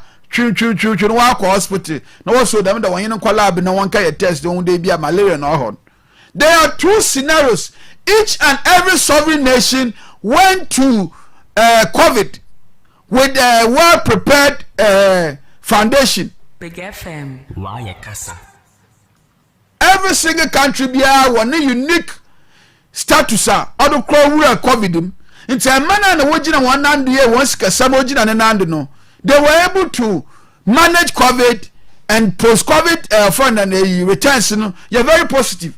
Only Ivory Coast, only Nigeria, only Benin. Your GDP growth rate is magnificently better than Ghana. 1 day to GDP. No man, COVID, audited general report on COVID. What said the COVID? Ghana banning over 21 billion Ghana cedis. I know World Bank gave us 100 billion. Yes. $2 billion from IMF. Yeah. No, it was 3. 2. Okay. 2 billion. 2 and then IMF World Bank man 500 million. And Ghana for businessmen put to just small construction. Or higher or 500,000. That is 5 billion. A lot single. Yes. In some traffic we contribute. Joy FM Woboy support scheme. Aduma FM Numina Woboy support scheme. Individual stretches kanga kaka. What is getting in Akamaban? Over 21 billion on once again. Report, COVID report, Chede. Sika what year COVID related expenses. COVID and COVID related expenses. It was less than 11 billion. Sorry, the total revenue they got is over 30 billion. Sorry. Sika what year COVID related expenses or 11 billion. It's over 19 billion or can or him. Now finance minister so what they call supported budget. Now budget what bano or Janando. The time now. And what the COVID no for so no why what they call support to budget. 96.7 FM. Why KASA? Abana wanga sebe create program kasi wo kroma banks wo kroma research chade wanga sa Bank of Ghana one report chade sa bank sector no so wunya only of 9 billion wo botum why then banks ni botum we jan between 9 billion and 11 billion banks ni botum e jina wanando esida no me yen dem Mogugu banks, at the end of the day, you have spent over 25 billion Ghana cedis to repairing the damage you have caused. And the meeting you, woman paracetamol, Biena, I then, meeting up, I then, about your matna. No, so, more paracetamol. Man, Kasa, Mamma, hospital, men, your face it, but you, Moa, may ska, me die away. That is what happened. banks no sabi ye friend onji an nando onji na on chapo na that is there say yinya sika oye 9 billion to 11 billion ye friend 11 billion what is share adwuma no ma adwuma ni na bet na nando boko adwuma ni na bokodo mbebu no wo adwuma obenye won adwuma ye banks ni zibasina asi investment owom so won sika baka won sika I want to why friend and a investment or bank also once a book one scar. Must say no, mean say afuta one Bank of Ghana one report to whatever. No more collapse banks, you know. More collapse banks because many obinima 1 year me political party full year juma. Many certain businessmen you have problem. Me pay me your man pay you one support him. Until before that, you know, na me prepare them your man pay now. I will punish them. Until Bamungu banks. No, so no. We have spent over 25 billion. You go banks. Make us say, Uncle an investment, one san kawanadi. Uncle one car, why you do my one pension entitlement, or go bank, one san kay. It's a man, say, I ban be to me says cover 25 billion. Or the ends imagine general to them. Or don't be no, sir, no, so Ghana is cover 400 million Ghana cedis. No, they go to one. Keke, not even foundational, a born hole, though the best in Nasha Cathedral. In this man, no one, I would chew wom, Nagana for Reka, Nasi there, Yaman and Kadamna, COVID Bay. On your COVID Bay in Nigeria, now what this car $34.9 million there, one and Naku Friday, no babysia, on your no, one for the free. Anya COVID in brim yara na yako to ambulance wo kroma ha wo to mu nyansa no wo twa kabarka se dam ambulance ho Oman anya dam COVID in brim yara na anwochi wo na wo tum wo say sika Bank of Ghana 60 billion a cow 1 year a cow Bank of Ghana or the Ghana man over 60 billion yakwaya na yebe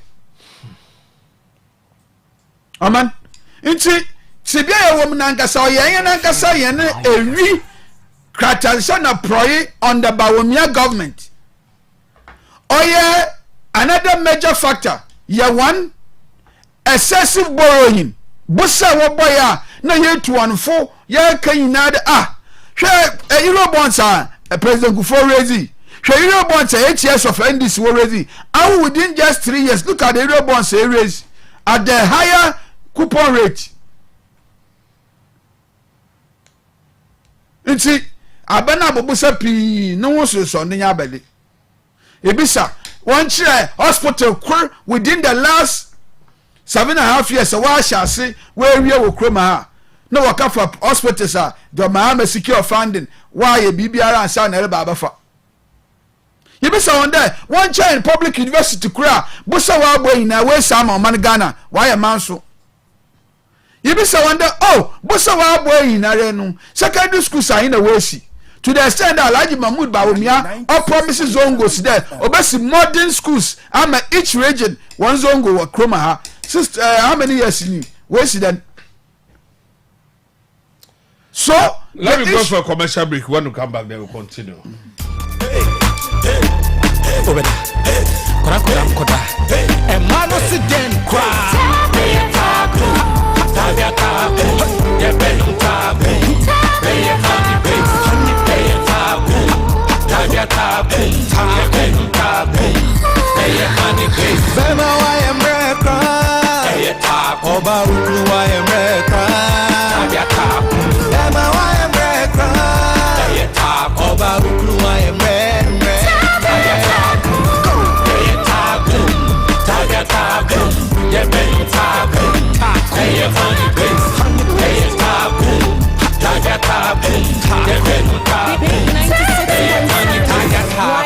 This advert is FDA approved, not recommended for lactating mothers, pregnant women, and children under 15.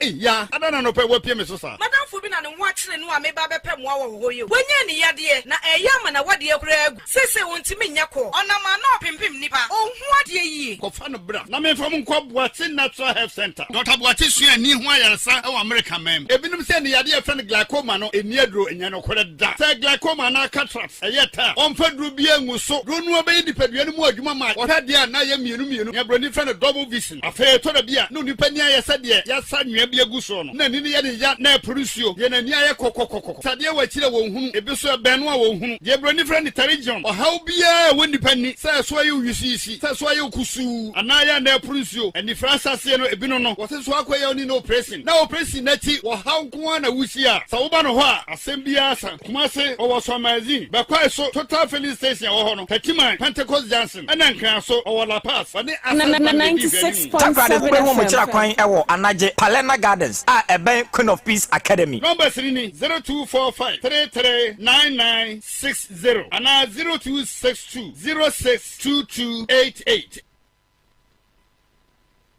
yeah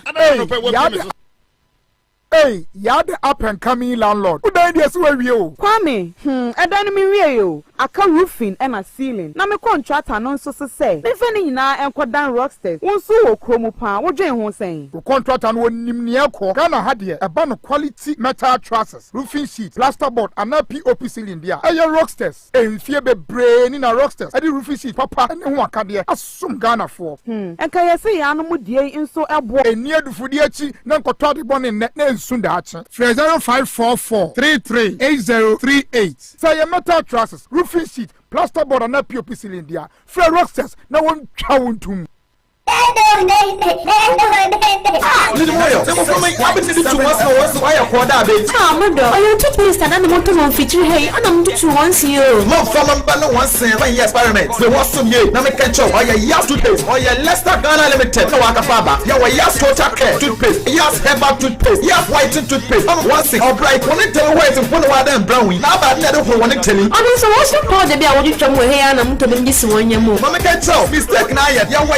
Washing powder. It's newly improved with enzymes. Oh yeah, yes, active detergent with enzymes. Our Bomadina Sokatana will soup for just 15 to 20 minutes per and sign a year. We don't want China. We don't to one kind or back to perfect. Wash out any part. One number more than West Grave. One number full of women tea. Yes, washing powder. Oh yeah, perfect. Yes, carrying brand for carrying families. After the year, feelings of a dime.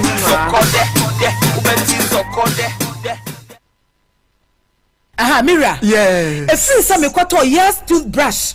Ebe chedi obi a de man abusuan mu yi. Obi de abuda. Oh, yes toothbrush no. Baby, that's a dear solid. Obi a de muda. Then penny for the animal friend de nyina. Come on. The first the one in town. Aha. And you know be me compensation. Ah, and Patasika from where?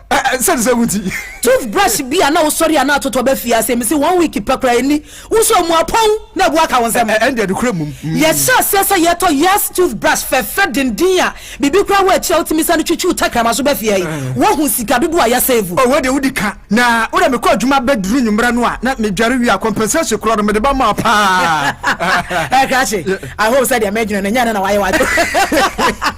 Yes toothbrush. Me see edin da so kra na ya na kume no. Oh, what's the Duchess? A bit Duke, a bit Bonda, can the Kamupi. Yes, toothbrush, and the paste, and Yana supermarket, provision stores, and the John Babia.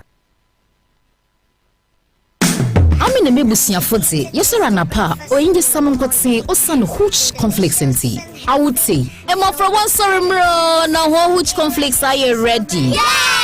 At Suwaswum, when you watch one kasa, or Sunday hooch conflicts, na vitamin B1, B2, B6, B12, E, iron, na folic acid, nanzama ohima wapo mzem CP ashimuma. Hooch crunchy conflicts. Wanna know pebio? Mara! Nada da will say, hooch conflicts on my hena pomadzan, ihini bibia shodo, na ye ni yeso. I'm in the mebusianti, yekita muche, I want to webusia, one so me. Hooch conflicts or malpomadzan kasa.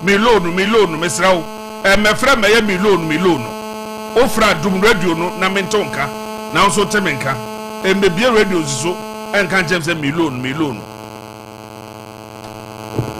good afternoon